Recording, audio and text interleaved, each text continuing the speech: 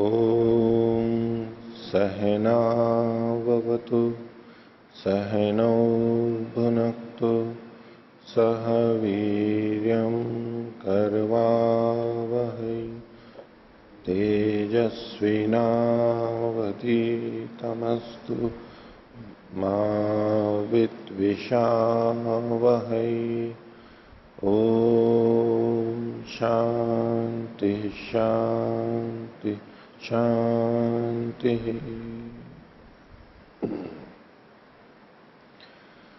मीमांसा दर्शन की 342वीं कक्षा मीमांसा दर्शन के 9वें अध्याय का प्रथम पाठ चल रहा है और पिछली कक्षा में हमने चौथे अधिकरण तक देख लिया था। पिछले पाठ में से पूछना है तो पूछिए।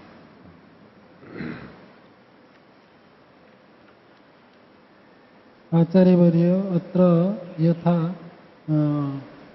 विग्रहवती देवता नाम निषेध अस्ति, परंतु चेतन देवता नाम तो निषेध सूत्रकारेण भाष्यकारेण न कृतम। ठीक है, देवता भिन्न रूपेण मानन्ति। शब्द रूप देवता माना जाता है। शब्द रूप देवता यदि भविष्यन्ति पुनः तो याग निरर्थक भविष्यति। शब्द इति ध्वनि मात्रम भवति वा अन्य किमपि अभिप्रायम् हम न अवगन्तुं। ये लोग जैसा मानते हैं वो मैं बता रहा हूं आपको। इसमें युधिष्ठिर जी ने भी लिखा है कि विग्रहवती देवता नहीं, शब्दरूप देवता है। शब्दरूप देवता वो इसलिए भी कह रहे हैं कि ठीक है विग्रहवती नहीं है लेकिन चेतन है, वो आहुति लेता है तो आहुति भी नहीं लेता है, ये भी हो गया है। इन सब देवों का तात्पर्य परमात्मा में एक पक्ष, जितने भी देव हैं जो परमात्मा में जाके पर्यवसित होते हैं, परमात्मा के ही भिन्न भिन्न गुणों और सामर्थ्यों को इन नामों से कहा जा रहा है। एक मूल सिद्धांत हो गया। उस रूप में हम परमात्मा को संबोधित कर रहे हैं। वो चेतन देवता वहां पर है। और जड़ देवताओं को जो संबोधित किया जा रहा है वो संबोधन मात्र उनका निर्देशन है।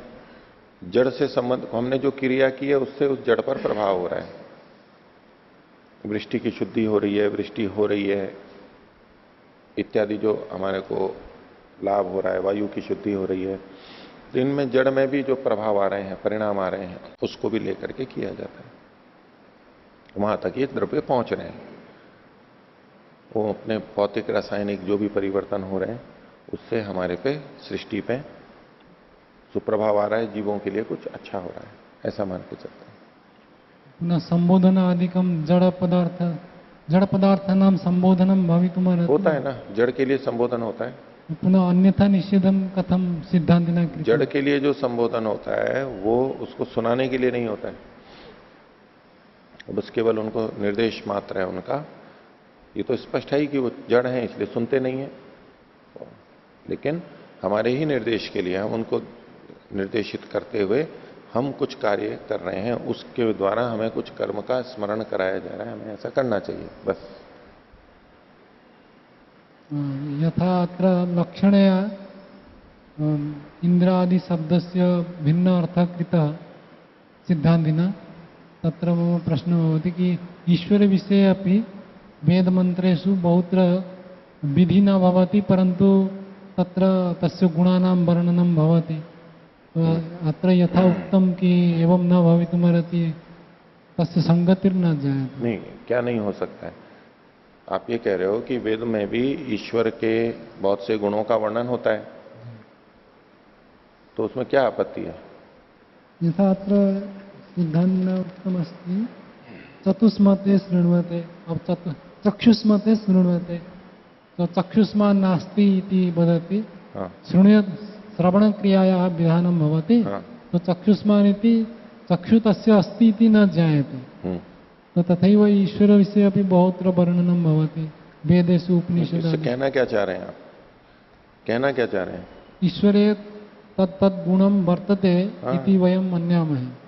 ईश्वर में वो गुणाः वर्तन्ते इति वयं मन्यामहे। तो कहाँ आपत्ति है उसमें? विधानम अंतरेण अपि तस्य भवति, विधानम तो भिन्नम भवति। हाँ, इसलिए वहां लक्षणा कर सकते हैं ना हम।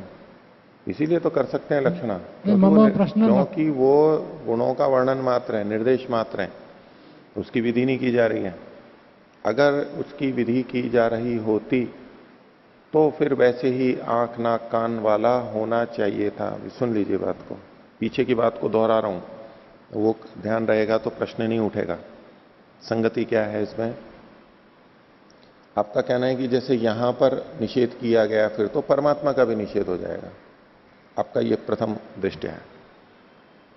तो परमात्मा के भी तो नेत्रादि कहां मानते हैं, परमात्मा को कहां विग्रह वाला मानते हैं? निषेध होता है तो होता है, होगा, बिल्कुल होगा। अभी बात सुनिए। ऐसा प्रश्न नास्ति नहीं, तो निषेध आप कर रहे हो, गुणों का निषेध होगा, ये प्रसंग नहीं है, ये अप्रसंग में जाकर के आप बात करो। उदाहरण में जैसा है, आपने कहा जैसे यहां निषेध हो रहा है ऐसे वहां भी हो जाएगा, तो जैसे यहां हो रहा है वैसा तो निषेध होगा, वो प्रथम अर्थ ही आएगा जो मैं आपको बता रहा हूं। आप जो तात्पर्य ले रहे हो वो गलत जा रहे हो, उसका निषेध नहीं है, उसी को समझा रहा हूं। यहां किस चीज का निषेध किया गया पहले ये देखिए स्पष्टता से, किसका निषेध किया गया? चक्षुष्मते शब्द चक्षु इति अस्य निषेध, विग्रहवान का निषेध किया गया ना। ऐसे गोलक ये कान ये नहीं है, इसी का तो निषेध किया गया। तो जैसे यहां निषेध किया गया आप करो ऐसा निषेध वहां भी हो जाएगा, तो बिल्कुल हो जाएगा, होना चाहिए। क्या वहां पर कोई विग्रहवान नेत्र और वो वाला परमात्मा में मानता है? नहीं मानता, बिल्कुल होना चाहिए। अब इसमें कोई आपत्ति नहीं है। इधर तो विग्रहवान का निषेध कर रहे हैं, उधर आप परमात्मा में ले रहे हो गुणों का, कि देखने की शक्ति है, सामर्थ्य है, उसका निषेध हो जाएगा। कैसे हो जाएगा? यहां दृष्टांत अलग है, वहां आप स्थिति को बदल करके और नई चीज को कह रहे हो, उसका निषेध बिल्कुल नहीं होगा। क्यों नहीं होगा? अब आप कहोगे कि कथन तो किया गया चक्षुष्मते शृण्वते, तो विग्रह का निषेध होगा, गोलक का निषेध होगा, लेकिन शब्द का प्रयोग तो फिर भी किया गया है। निर्देशन है तो भी शब्द का तो प्रयोग है, और चूंकि ये निर्देशन है इसलिए ये गौण प्रयोग है, ये लक्षणा है। यहां पर ये उद्देश्य विधि नहीं है, उद्दिष्ट किया गया है, और जो उद्देश्य होता है उसमें लक्षणा हो सकती है। अब लक्षणा में जाकर के हम उन गुणों का ग्रहण करेंगे कि परमात्मा देखने की शक्ति वाला है, परमात्मा सुनने की शक्ति वाला है, ये इसी से आएगा। इससे यहां जो वर्णन किया गया है उससे उसका खंडन नहीं होता, बल्कि पुष्टि होती है, इसी से पुष्टि होगी वहां पर। अगर इस सिद्धांत को नहीं मानेंगे तो वहां भी विग्रहवान मानना पड़ेगा। इसके कारण हम वहां विग्रहवान नहीं मानते, और चूंकि ये उद्देश्य है इसलिए यहां पर हम लक्षणा कर सकेंगे, और लक्षणा में हम गुणों पे जा सकेंगे। देखने की शक्ति, सुनने की शक्ति, सहस्त्र शीर्षा है, जैसे सिर इतना काम करता है उतना एक सिर ऐसे हजारों अनेकों सिर जैसा वो काम करता है, उतनी शक्ति सामर्थ्य, ये अर्थ बिल्कुल ठीक आएगा, तो कोई आपत्ति नहीं है इसमें। अब बताओ क्या आपत्ति है? ऐसा प्रश्न एव नास्ति, मम प्रश्न तो भिन्न अस्ति। बोलो। यथा विष्णोः कर्माणि पश्यत यतो व्रतानि पस्पसे, अत्र विष्णोः कर्माणि, विष्णु कर्म अस्य विधानं नास्ति कि व्यापकता अस्य विधानं न भवति, परंतु व्यापकता ईश्वरे वर्तते इति वयं गृह्णामः, तत्र अभिधा एव भवति, लक्षण न भवति। एवमेव अग्निमीळे पुरोहितम। ये तो आप उदाहरण अलग दे रहे हो, क्योंकि हमारा प्रसंग तो आपने चक्षुष्मते शृण्वते कहा था, विष्णु कर्माणि को अभी बाद में लेंगे। आपने जो चक्षुष्मते शृण्वते मंत्र को लेते हुए प्रश्न पूछा था, उस प्रश्न को मेरे को समझाओ, क्या प्रश्न था आपका? मम प्रश्न कि शृण्वते इति अत्र विधानम अस्ति, विधान है। चक्षुष्मते शृण्वते कैसे विधान है आप बताओ? लिखितमेव अस्ति अत्र कि तदपि न चक्षु संबंधार्थ चक्षुष्मते ब्रवीमि, ब्रवीमि विधानम अस्ति। एक मिनट पृष्ठ संख्या 44 2340 जी, ठीक है। तो चक्षुष्मते शृण्वते ते ब्रवीमि, हाँ, इसमें क्या सिद्धांति वदति कि तदपि न चक्षु संबंधार्थ चक्षुष्मते ब्रवीमि इति वचन संबंधार्थम तत्सतीम इव चक्षुष्मतां स्तुत्यर्थम उच्चारयति। हाँ, तो अत्र ब्रवीमि क्रियायाः विधानम अस्ति, अत्र ब्रवीमि ठीक है क्रियायाः विधानम अस्ति, हाँ। चक्षुष्मते इति अत्र चक्षुष्मान् एवं विधानं न भवति, अत्र लक्षणा कर्तव्या एवं सिद्धांति वदति। अत्र लक्षणा कर्तव्या इति सिद्धांति वदति, परंतु तत्र यथा विष्णु कर्माणि पश्यत, तत्र पश्यत इति विधानम अस्ति, परंतु विष्णु इति लक्षणा न भवति, तत्र अभिधा एव भवति। विष्णोः कर्माणि विष्णोः कर्माणि पश्यतः, जी उसमें पश्यतः वहां पर भी विधि है। विधान है। ठीक है, अब विष्णु में क्या समस्या है? विष्णु इत्यत्र लक्षण न भवति अभिधा एव भवति। तो कोई आपत्ति नहीं है। देखो इस सिद्धांत को समझो, ये नहीं कहा जा रहा है कि जिसका उद्देश्य होता है वहां सब जगह लक्षणा ही होगी, ऐसा नहीं कहा जा रहा है। उद्देश्य में भी अभिधा से अर्थ लिया ही जाता है, लेकिन वहां विकल्प होता है। यदि अभिधा से अर्थ नहीं निकल रहा है तो लक्षणा की जा सकती है, वहां लक्षणा न्याय्य है। विधेय में अभिधा ही लेनी पड़ेगी, वहां पर आप लक्षणा नहीं कर सकते। तो ये जो आपने समझ लिया है कि लक्षण जहां उद्देश्य है, निर्देश है, वहां सब जगह लक्षणा ही करनी पड़ेगी, ये तो सिद्धांत ही नहीं है। लक्षणा हो सकती है यदि अभिधा संगत नहीं हो। अभिधा तो सबसे पहले करनी ही पड़ती है, चाहे विधेय हो चाहे उद्देश्य हो, सबसे पहले अभिधा ही प्राप्त होगी। अब अभिधा हो सकती है नहीं हो सकती है, हमारे को अभिधा में ही लेना है, या अभिधा संगत नहीं है तो लक्षणा में जाना पड़ेगा, उसके लिए व्यवस्था है। तो एवं तत्र नास्ति सिद्धांति एवं न वदति अत्र। देखो आप यहां से आप पहले वहां गए थे, विष्णु कर्माणि पश्यते, वहां समाधान हो गया आपका। हाँ। विष्णु का मतलब व्यापक परमात्मा है, वो लिया जा सकता है, कोई आपत्ति नहीं है, हो गया। अब यहां बताओ, यहां क्या समस्या है आपको? अत्र समस्या भवति कि चक्षुष्मते इति अत्र लक्षण एव भविष्यति अभिधा न भविष्यति कथं ज्ञायते सिद्धान्तिना तत् प्रश्न। ये क्यों होती है? क्योंकि प्रत्यक्ष विरुद्ध है ये देवता प्रत्यक्ष वाले, वो तो हेतु इन्होंने दे ही दिए हैं, ऐसा नहीं देखा जाता है, इसका प्रत्यक्ष नहीं है। वो विग्रह वाले हैं, इसमें कोई प्रमाण नहीं है। पूर्व पक्षी इन शब्दों के माध्यम से ही विग्रहवान सिद्ध कर रहा था, तो विग्रीवा। अभी सुनिए, पूर्व पक्षी के पास भी कोई प्रमाण नहीं है कि ये विग्रह वाले हैं, प्रत्यक्ष आदि अनुमान कोई प्रमाण नहीं है पूर्व पक्षी के पास भी, दोनों के पास में नहीं है। अब पूर्व पक्षी इन्हीं वाक्यों से उसको विग्रहवान सिद्ध कर रहा है। सिद्धांति कह रहा है कि यहां दोनों अर्थ हो सकते हैं, अभिधा से भी हो सकता है, लक्षणा से भी हो सकता है। अब विचार आएगा कि यहां अभिधा लक्षणा हो सकती है या नहीं हो सकती है, तो लक्षणा की संभावना है, क्योंकि यहां निर्देश है, उद्देश्य है, इसलिए लक्षणा की संभावना यहां पर है। संभावना आ गई। अब अभिधा और लक्षणा दोनों की संभावना है, दोनों हो सकते हैं। अभिधा तो खैर होती है, लक्षणा भी हो सकती है। अभिधा वाला जो अर्थ है वो हमारे प्रत्यक्ष के अनुकूल नहीं है। अर्थ की नित्य परीक्षा करनी चाहिए, अर्थ वैसा नहीं मिल रहा है, वो खाने वाला नहीं है, उसका हाथ नहीं पकड़ा जा रहा है, तो भी ग्रीव होता तो दिखाई देता, ये सारी चीजें होती, वो चूंकि है नहीं, ये प्रत्यक्ष के विपरीत जा रहा है, इसलिए अभिधा नहीं ली जाएगी और लक्षणा लेकर के इसका अर्थ किया जाएगा। वाक्य को गलत नहीं करना है, लक्षणा में जाके करना है, ये इसका आधार है। अनेन आचार्यवर्यो एवं प्रतीयते कि चेतन देवता भवन्ति। ये एक अलग विषय है, आप पहले वाला देखो, वो समस्या आपकी समाप्त हुई है नहीं, उसमें कुछ पूछना है तो पहले पूछो। चेतन अचेतन आगे की देखेंगे। ग्रीवा विषय तो तत्सम्यक अस्ति, परंतु यथा चक्षुष्मान शृण्वते अत्र तो चेतन देवता भवितुमर्हति। मैं कह रहा हूं चेतन को भी एक बार रखो, मैं उस पर भी चर्चा करूंगा। पहले इसको हाँ या ना करके बताओ आप, ये बात जो मैंने बोली समझ में आई या नहीं आई आपको? एतत् तो अवगतम, परंतु अनेन प्रमाणेन न भवति, पूर्व प्रमाणतः भवति। इंद्रस्य हस्तं न ग्रहीतुं प्रत्यक्ष भवति। इससे भी होगा, इससे भी होगा। आंखों वाला देखा है कोई? कानों वाला देखा है? नहीं, अक्षिकरण तो सूक्ष्म शरीर अस्ति तस्य देवताया। नहीं, इसको आपको फिर सिद्ध करना पड़ेगा। आप केवल अपने मंतव्य को रख रहे हो, वो सूक्ष्म शरीर से होता है, उनका सूक्ष्म शरीर होता है नहीं होता है, पहले को सिद्ध करना पड़ेगा आपको। ऐसे ही कुछ भी बोल दो, ऐसे अप्रमाणिक बात नहीं किया जाता दर्शनों के अंदर। अपनी बात को सिद्ध करने के लिए कुछ भी बोलने लग जाओ, जो मन में आया वो बोल दो, ये कोई बात नहीं कि इसका कोई आधार है या नहीं है, कोई मतलब नहीं। सीधा सा प्रश्न आएगा कि इसका प्रमाण दीजिए, तब बात करेंगे आगे। यहां तो इन्होंने ऐसा कहा नहीं है। आचार्य अत्र स्थूल शरीर से निषेध अस्ति दृश्यमान। ये लक्षणा आपको सिद्ध करनी पड़ेगी कि स्थूल शरीर का निषेध है, इसका मतलब है कि वहां पर सूक्ष्म शरीर है। ये आप लक्षणा आपको सिद्ध करनी पड़ेगी, है या नहीं है? वचन भी है वह नहीं, जो शब्द कह रहा है, शब्द निषेध भी करता है किसी का, अर्थापत्ति भी निकाली जाती है, तो उसमें नियम होते हैं। इसी अर्थापत्ति निकल रही है, जी अनर्थापत्ति में अर्थापत्ति का अभिमान हो जाएगा ये। जी। आचार्यवर्य न कुत्रापि वेद वचने न कुत्रापि सिद्धांतिना उत्तम की सूक्ष्म शरीर अपि तेषाम नास्ति। नहीं है, लेकिन है, इसमें पक्ष में दीजिए। ये गलत तरीका है आपका, जो आप हमेशा कहते हो ना, और जगह भी प्रयोग करते हो। आपसे पूछा गया कि सूक्ष्म शरीर कहाँ होता है देवताओं का, इसका कोई प्रमाण है क्या?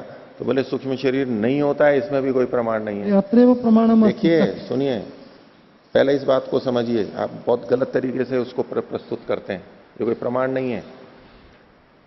जो ये कह रहा है कि सूक्ष्म शरीर होता है, उसका कर्तव्य है कि वो प्रमाण दे। ये अपने आप में प्रमाण नहीं है, ये निग्रह स्थान है। ये अपनी हार को मानना है कि मेरे पास उत्तर नहीं है, इसलिए सामने वाले को कह दिया कि सूक्ष्म शरीर नहीं होता है, इसका भी तो कोई कथन नहीं मिल रहा है। ये सीधे सीधे अपनी पराजय को स्वीकार करना है कि मेरे पास उत्तर नहीं है। आपने ये प्रतिज्ञा की कि सूक्ष्म शरीर होता है, हमने तो ये नहीं कहा कुछ भी। आपने प्रतिज्ञा की कि सूक्ष्म शरीर होता है, आपको प्रमाण देना चाहिए। आप प्रमाण दे नहीं पा रहे हो, उल्टा आरोप लगा रहे हो। आचार्यवर्य एतानि एव सर्वाणि प्रमाणानि सूक्ष्म शरीरस्य कृते भवितुमर्हन्ति। चक्षुष्मते शृण्वते ते ब्रवीमि और इंद्रस्य हस्ततः सूक्ष्म शरीरम अस्ति। आपको ये फिर सिद्ध करना पड़ेगा कि सूक्ष्म शरीर से भी सुन सकता है। न्याय दर्शन में स्पष्ट आता है, स्थूल शरीर नहीं होता है ना, इंद्रियां गोलक नहीं होते हैं, सूक्ष्म शरीर से देख सुन नहीं सकता है। प्राणी नाम कृते मनुष्य नाम कृते तो तत्सम्यक अस्ति। देवताओं के लिए नहीं है। योगी आप नाम परिकल्पनाएं करते जाइए।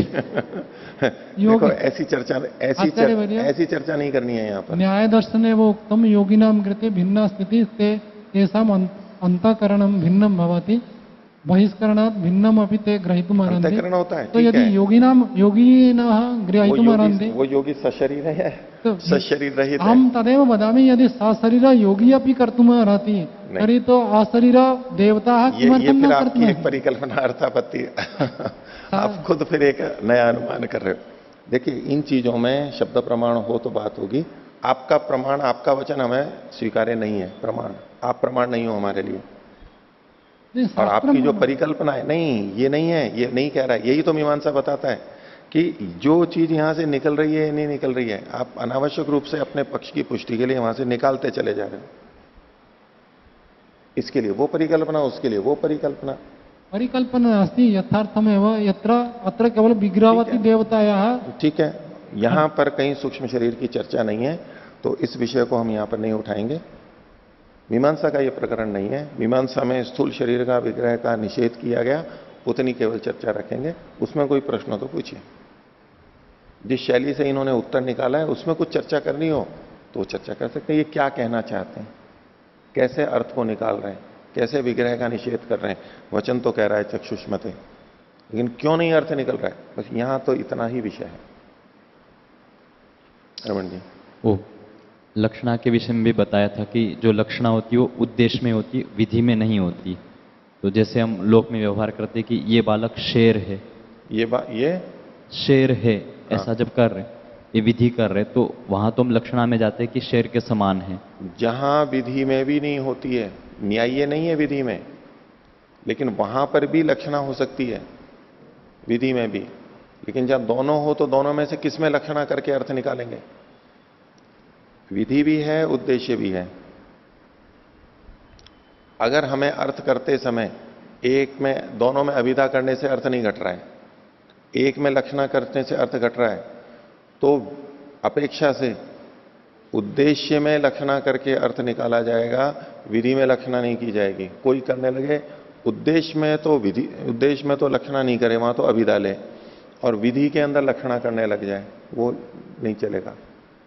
अगर असंगति हो रही है तो एक में पहले लक्षणा में करके प्रयास करेंगे, फिर बाद में विधि में करेंगे। लेकिन अगर विधि में भी नहीं हो रही है, विधि में भी अभिधा सिद्ध नहीं हो रही है, तो लक्षणा में तो जाएंगे ही। और मीमांसा के अनुसार शब्द जाति को ही कहता है, और जाति को कहते हुए फिर हम लक्षणा से व्यक्ति में जाते हैं, वो तो सब जगह होगा ही, वो सब जगह होगा ही। लेकिन दोनों में तुलना की जाती है। विधि में लक्षणा अपेक्षा से अन्याय्य है। अब यूं तो सब चीजें व्यर्थ कर ही दी जाती हैं, बिल्कुल। जब लग रहा है कि कोई अर्थ ही नहीं लग रहा है, किसी भी तरह नहीं घट रहा है, तब तो वो सब किया ही जाता है। वो आचार्य जी, इसमें देवताओं के बारे में जिस तरीके से इसमें दिखाया, देवता के बारे में जिस तरीके से यहाँ पर चर्चा की है, और जैसे देवताओं के लिए उनके अंग आदि का कथन होने पर भी, मतलब उद्देश्य के रूप में अंग आदि का वर्णन होने पर भी, चूँकि उनका वहाँ पर विधान नहीं किया जा रहा है, उसके सत्ता को नहीं बताया जा रहा है कि उसका चक्षु है अथवा उसका अंग है, तो इस कारण से यहाँ पर उस चीज़ को नहीं माना गया, भले ही कथन हो, लेकिन वो क्या नाम है, लक्षणा में लेकर के दूसरा ही उसका अर्थ किया। हाँ। लेकिन अगर हम इस तरीके से अगर देखेंगे तो जैसे उपनिषद हैं अथवा अन्य चीज़ें हैं जहाँ पर किसी चीज़ का वर्णन किया जाता है, जैसे ब्रह्म का वर्णन कर रहे हैं, हाँ। कि वो अकामो धीरा अमृतः स्वयंभू, लेकिन उसका वहाँ पर विधि लिंग के द्वारा उसका विधान नहीं किया गया है, तो इस कारण से चूँकि वो वस्तु हमारे लिए प्रत्यक्ष भी नहीं है, ऐसी स्थिति में हम कैसे उसको विधान मान सकते, मतलब कि वो ऐसा है, क्योंकि इनके अनुसार तो वहाँ पर विधि लिंग होगा तभी माना जाएगा। ठीक है, उसके लिए दूसरी जगह से भी हम देख सकते हैं, जहां सीधा सीधा वर्णन है तो वहां पर आ जाएगा, दूसरी जगह कहीं मिलेगा। अगर वहां उद्देश्य है, उद्दिष्ट है, तो कहीं ना कहीं विधि होगी शास्त्र में, वहां से निकलेगा। वो तो देखने की बात है कि कहां पर विधि की गई है, वहां नहीं है। उपनिषदों में जितने भी अधिकतर मतलब ब्रह्म का जहाँ पर भी वर्णन किया गया है, वहाँ पर केवल गुणों का ही वर्णन है, वहाँ पर उसमें ये गुण होवे इस तरीके का विधि लिंग के द्वारा नहीं है। होवे नहीं है, ये गुण है, ऐसा वर्णन आ रहा है। ऐसा वर्णन तो यहाँ पर भी आ रहा है, जैसे वपोदरः तुविग्रीवः इस तरीके यहाँ से। छोड़ो, यहाँ नहीं है, वहां का आप उदाहरण लो, कोई सा जैसे कि उदाहरण एक उदाहरण है अकामोधीर तो हो गया, सपर्यगात शुक्रमका यमव्रणम अश्नावीरम शुद्धम अपापविद्धम, जैसे ये मंत्र हो गया। अब यहाँ पर विधि लिंग नहीं है, लेकिन हम फिर भी मानते हैं कि इसमें ये गुण हैं, लेकिन इनके अनुसार तो यहाँ पर कोई कह सकता है कि परमात्मा तो हमें प्रत्यक्ष नहीं है, इस कारण से हम ऐसा मानेंगे कि उसमें ये केवल लक्षणा से कथन कर रहे हैं। अगर ये नहीं क्या तो हमें लक्षणा करेंगे वहां पर? जी, लक्षणा आपको बतानी पड़ेगी कि वहां पर केवल उसकी स्तुति कर रहे हैं, बस नहीं, स्तुति अर्थवाद मात्र है, ऐसा अर्थवाद कहेंगे। मतलब वो क्या है अर्थवाद? बस उसकी स्तुति के लिए हम कह रहे हैं, जैसे अर्थवाद का कोई तात्पर्य अर्थ नहीं होता है, केवल स्तुति के लिए कह रहे हैं। नहीं, वो एक स्तुति होती है बिल्कुल निरर्थक, ठीक है ना। लेकिन ये बात हमारे को दूसरे मंत्रों से पुष्ट होगी ना। अगर वहां पर उद्देश्य है, यहां पर विधि नहीं है, तो कहीं पर कि परमात्मा ऐसा ऐसा है, इनके अनुसार है कहेंगे तब भी नहीं मान रहे ना जी यहाँ पर। नहीं। ये जैसे यहाँ इंद्र के लिए आया था तुविग्रीवः वपोदरः, हाँ। तो यहाँ पर वो मतलब प्रथमांत में तो है ही वो, हाँ। लेकिन फिर भी उसको तुविग्रीव वपोदर नहीं मान रहे हैं, तो इस कारण से यहाँ पर मतलब विधिलिंग ही साक्षात मांग रहे हैं। जैसे ये मंत्र को देखिए उसको, ये था जी पृष्ठ संख्या 2331 में। पृष्ठ इसमें तुविग्रीवो वपोदरः सुबाहु रंधसो मदे, हाँ, यहाँ पर इसमें विधि क्या है? इंद्रो वृत्राणि जिघ्नते, यहाँ तो ठीक है। हाँ, इंद्र के ही विशेषण है ये। आप बात को समझिए, आपने जो प्रस्तुत किया पहले वो बोलता हूं मैं। गुणों का जब वर्णन है तो या तो वहां कोई विधि होगी उद्देश्य के रूप में। मैंने आपको उस समय कहा कि जहां ये होगा कि परमात्मा ऐसा ऐसा है, परमात्मा ऐसा होवे ऐसी विधि नहीं है, ये आपका कथन था। तो मैंने ये कहा था परमात्मा ऐसा ऐसा है, ये जहां पर मिलेगा वो भी विधि ही मानी जाएगी। तो आपने कहा ऐसा कैसे हो सकता है? वो तो देखो यहां पर है का लिखा हुआ है, यहां है का वर्णन नहीं है, यहां तो उद्देश्य है का मतलब केवल इतना कि परमात्मा ऐसा ऐसा है, बस ये कहा गया है, कोई विधि नहीं की गई है। तो जहां ये कहा जाएगा परमात्मा ऐसा ऐसा है, ये तो विधि ही हो जाएगी। अभी बात सुनो, ये जो आपने उदाहरण दिया तू भी क्रिया, बोले यहां पर भी ऐसा है ये कहा जा रहा है, ऐसा है ये नहीं कहा जा रहा है। यहां ये कहा जा रहा है इंद्रो वृत्राणि जिघ्नते, ये विधि की जा रही है, ये तो उद्देश्य के रूप में ही है यहां पर। लेकिन जहां पर ऐसी कोई विधि नहीं है, इंद्रो वृत्राणि जिघ्नते कोई विधेय और कुछ नहीं है, लेकिन गुणों का वर्णन करते करते है कहा जा रहा है, ये विधि मानी जाएगी वहां पर। ऐसी जगहों पर हमारे को संकेत मिलेगा कि परमात्मा कैसा है, उसके लिए जरूर कहीं ना कहीं मिलेगा वेद के अंदर। हाँ। इसमें इसको अभी बताता हूँ थोड़ी देर में। इसमें जो ये मंत्र जो है तुविग्रीवः वपोदरः सुबाहु रंधसो मदे, इसमें विधि किसकी की जा रही है? इंद्रो वृत्राणि जिघ्नते, मतलब इंद्र वृत्राणि जिघ्नते, पूरे ये वाक्य की विधि है। हाँ। जब ऐसा है तो इंद्र भी जब विधेय के रूप में आ रहा है, तो उसके जो इंद्र विधेय के, इंद्र के ये विशेषण लेते हुए हाँ। इंद्र जो है वो वृत्रों को मारता है, ये वृत्तों को मारना ये विधेय है, इंद्र नहीं है। इंद्र हाँ, तो करता इंद्र- है कि इंद्र भी उद्दिष्ट ही है यहाँ पर। हाँ, तो इन इसमें विशेषणों से युक्त इंद्र ये उद्दिष्ट है। इंद्रो वृत्राणि जिग्रते, इसका ये मतलब नहीं है कि इंद्र यहां पर विधेय हो रहा है। इंद्र उद्दिष्ट करते हुए ऐसा ऐसा जो इंद्र है वो वृत्रों को मारता है, और उसमें भी उनको मारता है, वृत्र को मारता है। वृत्र भी पता है पहले से, यूं तो मारना भी पता है, लेकिन इंद्र जो है वो इन वृत्रों को मारा। ये तो भाष्यकार ने स्वयं ने भी लिखा है। नहीं, वो तो लिखा है, लेकिन इसमें एक दूसरी शंका भी तो हो सकती है, क्योंकि जब ये मानते हैं कि गुण विशिष्ट विधि भी होती है, हाँ। तो जब इन सभी विशेषणों से विशिष्ट मान करके फिर एक गुण विशिष्ट विधि करेंगे, क्योंकि अभी हमें ये नहीं पता है कि इंद्र कौन है। क्योंकि अगर हमें इंद्र साक्षात होता, उसका पता लगता, तो हम कह सकते थे कि इंद्र का उद्देश्य करके अब किसी चीज का हम विधान कर रहे हैं। लेकिन जब वेद बता रहा है उस चीज को, तो हमें न तो इंद्र का पता है, न वृत्र का पता है, न मारने का पता है। नहीं, तो गुण जब तीनों चीजों को एक साथ बता इसको नहीं गुण सकते। विशिष्ट विधि नहीं कहेंगे। गुण विशिष्ट विधि में कि हमें इंद्र, मान लो हमें किसी वस्तु से कोई कार्य करवाना है, तो वो वस्तु इन इन गुणों वाली हो तो हम इस कार्य को करेंगे। ये गुण विशिष्ट विधि कि हमें कुछ करना है और इन गुणों से विशिष्ट होते हुए ऐसा कार्य करना है हमारे को, ऐसा ऐसा। ये तो इंद्र ऐसा हो है, बस इसमें हमारे को करने के लिए कुछ है नहीं, हमारे को यहां करने के लिए कुछ नहीं है ना। इंद्र ऐसा है। अब ये गुण विशिष्ट विधि में कुछ इंद्र में इन गुणों का विधान करने के लिए यहां पर कहा जा रहा है, ऐसा नहीं। इन्होंने जिस तरह से व्याख्या की है, आप परिकल्पना में कह रहे हो कि ऐसा भी हो सकता है, ऐसा भी हो सकता है, होने को तो ये भी हो सकता है जो है। हाँ, ये इसमें हमारे को शब्द प्रमाण इनका मानना होगा। ये जो कहना चाह रहे हैं, इनको हमारे से ज्यादा अच्छे हैं, ये समझदार हैं, तो हाँ, तो मैं कहा मना कर, तो मैंने ऐसा कहां कहा कि उस वाक्य में इन सपर्यगात की विधि की जा रही है, मैंने तो ऐसा नहीं कहा। जहां है मैंने यही कहा था, क्योंकि ये जो आप पंक्ति बोल रहे हो अर्थान वेददात शाश्वती भी है, वो मेरे को पहले से आ ही गया था। जैसे यहां पर इंद्रो वित्राणि जिग्रते, तो इसलिए मैंने ये नहीं कहा, ध्यान देना, मैंने ये बिल्कुल नहीं कहा कि सपर्यगात और यहां पर इसकी विधि की जा रही है। मैंने कहा कि कहीं ना कहीं दूसरी जगह इसका होगा, जहां उसकी व्यापकता को बताया जा रहा है, उसके लिए विधि कहीं ना कहीं मिलेगी। और यही देखना होता है कि मूल ईश्वर की सर्वव्यापकता कहां पर कही गई है।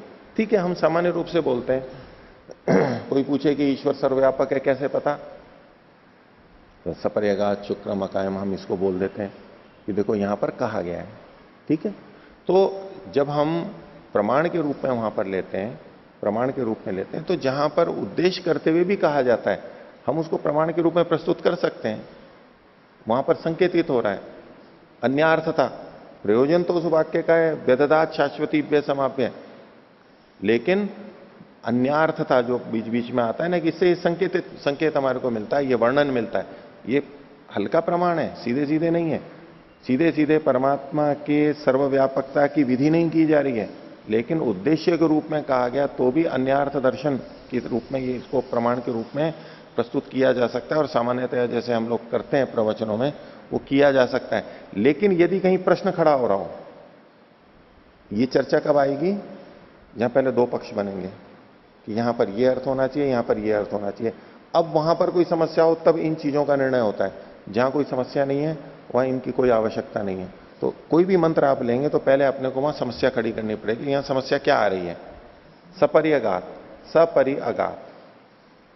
अब इसमें हमारे को यहां क्या समस्या आ रही है? समस्या अत्र अस्ति प्रजापति सरति गर्भे। अब आप मंत्र दूसरा ले रहे हो। तत्र मैंने आपसे ये पूछा था, तत्र तस्मात् कारणं तत्र समस्या भवति। प्रजापति अच्छा। सरति गर्भे, गर्भे प्रजापति आगच्छति, हाँ, तो सपरिगात न भवितुमर्हति इति समस्या भवति, अकायमपि न भवितुमर्हति। अकाय भी नहीं हो सकता है, ये कैसे पता लगता है? प्रजापति सरति गर्भे, गर्भे यदि चरण नहीं, करिष्यति तो गर्भ में चरण होने का ये कहां मतलब हुआ? आप ये मान के चल रहे विधि हो? अस्ति तत्र चरति। नहीं, विधि तो तत्र है, अनुवाद लेकिन वो अस्ति। सशरीर है, ये उससे कहां से निकल रहा है?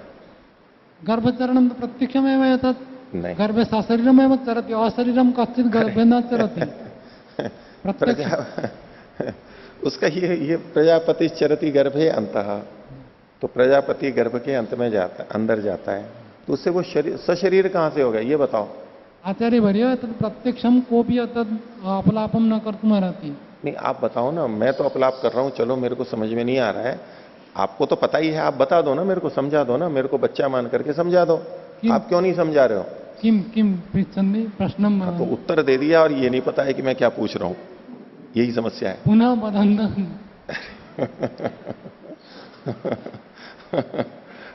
तो उत्तर क्यों दे रहे हो जब आपको प्रश्न ही नहीं पता, और इतनी दृढ़ता से कह रहे हो उस उत्तर का मैं प्रतिवाद कर रहा हूं, तो उसको फिर स्थापित कर रहे हो। बातचीत में हम कई बार तो शब्द को समझते हैं, एक अर्थ को समझते हैं जो आप सुबह बोल रहे थे, ठीक है, अर्थवक्ता कहना क्या चाह रहा है उसी के लिए तो शब्द बोले जाते हैं, शब्द के लिए तो नहीं होते। और हम शब्द भी नहीं समझ पा रहे हैं कि कहा क्या है, वाक्य क्या है।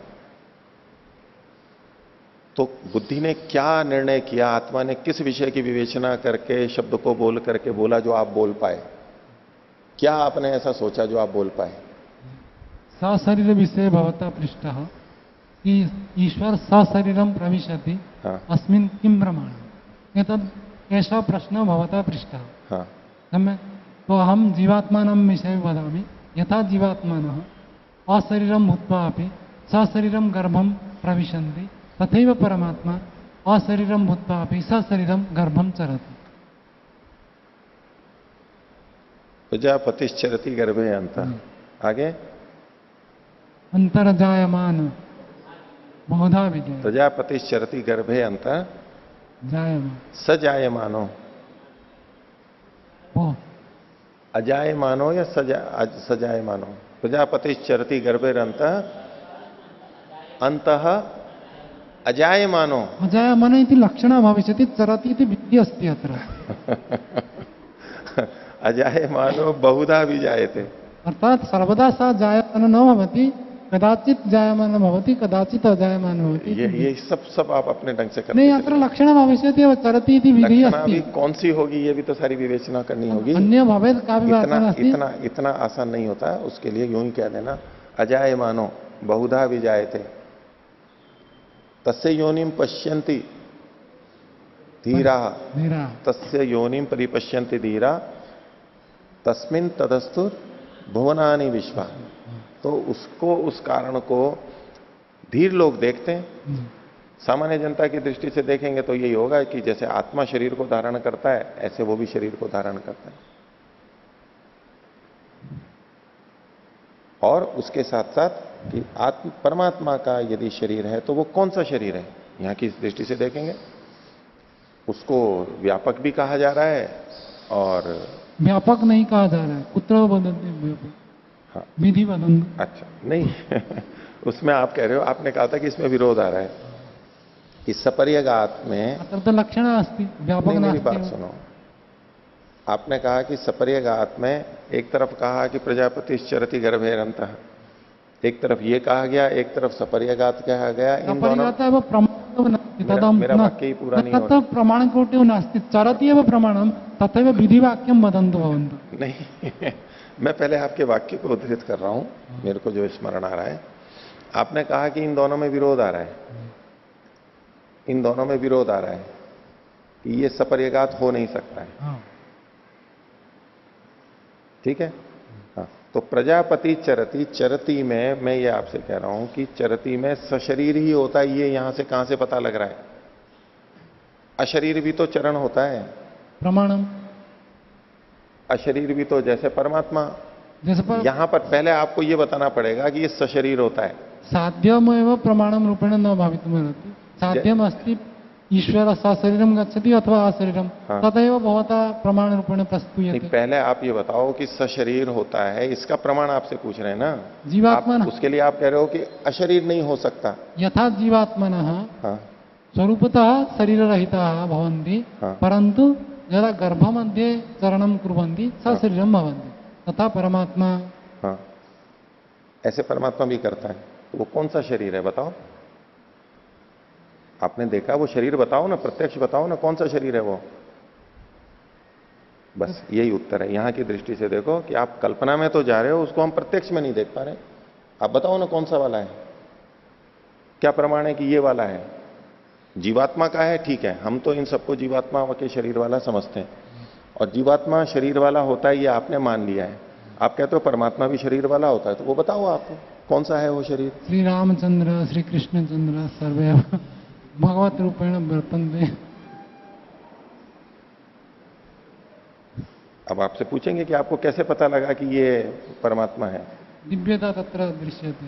दिव्यता तो कौन सी दिव्यता जो कि जिससे कि ये लक्षित होता है कि परमात्मा का है, मनुष्य का नहीं? मनुष्य भी होते हैं महान। तो देखिए ऐसे यूं नहीं किया जाता है अर्थ, इस तरह से आपको अति विपक्ष में जाकर के मनमाने ढंग से आपको ऐसा सिद्ध करना पड़ेगा। मीमांसा की बात को समझो, मीमांसा क्या कहना चाहता है। इन्होंने प्रत्यक्ष को लेकर के खंडन किया ना, ऐसा प्रत्यक्ष कोई शरीर नहीं मिलता, उपलब्ध नहीं होता, अर्थ के अनुकूल नहीं आ रहा है, ऐसा नहीं देखा जाता, इसलिए आप वो अर्थ नहीं कर सकते, उस तरह का वाक्य नहीं निकाल सकते। हाँ, ये बात है कि आप कह रहे हो कि सपर्यगात शुक्रम, इसमें सपर्य की विधि नहीं की गई है, वो विचारते हैं उसको। अगर यहां नहीं है, मैं अभी संभावना में बोल रहा हूं, अगर यहां नहीं है तो कहीं ना कहीं तो होगी।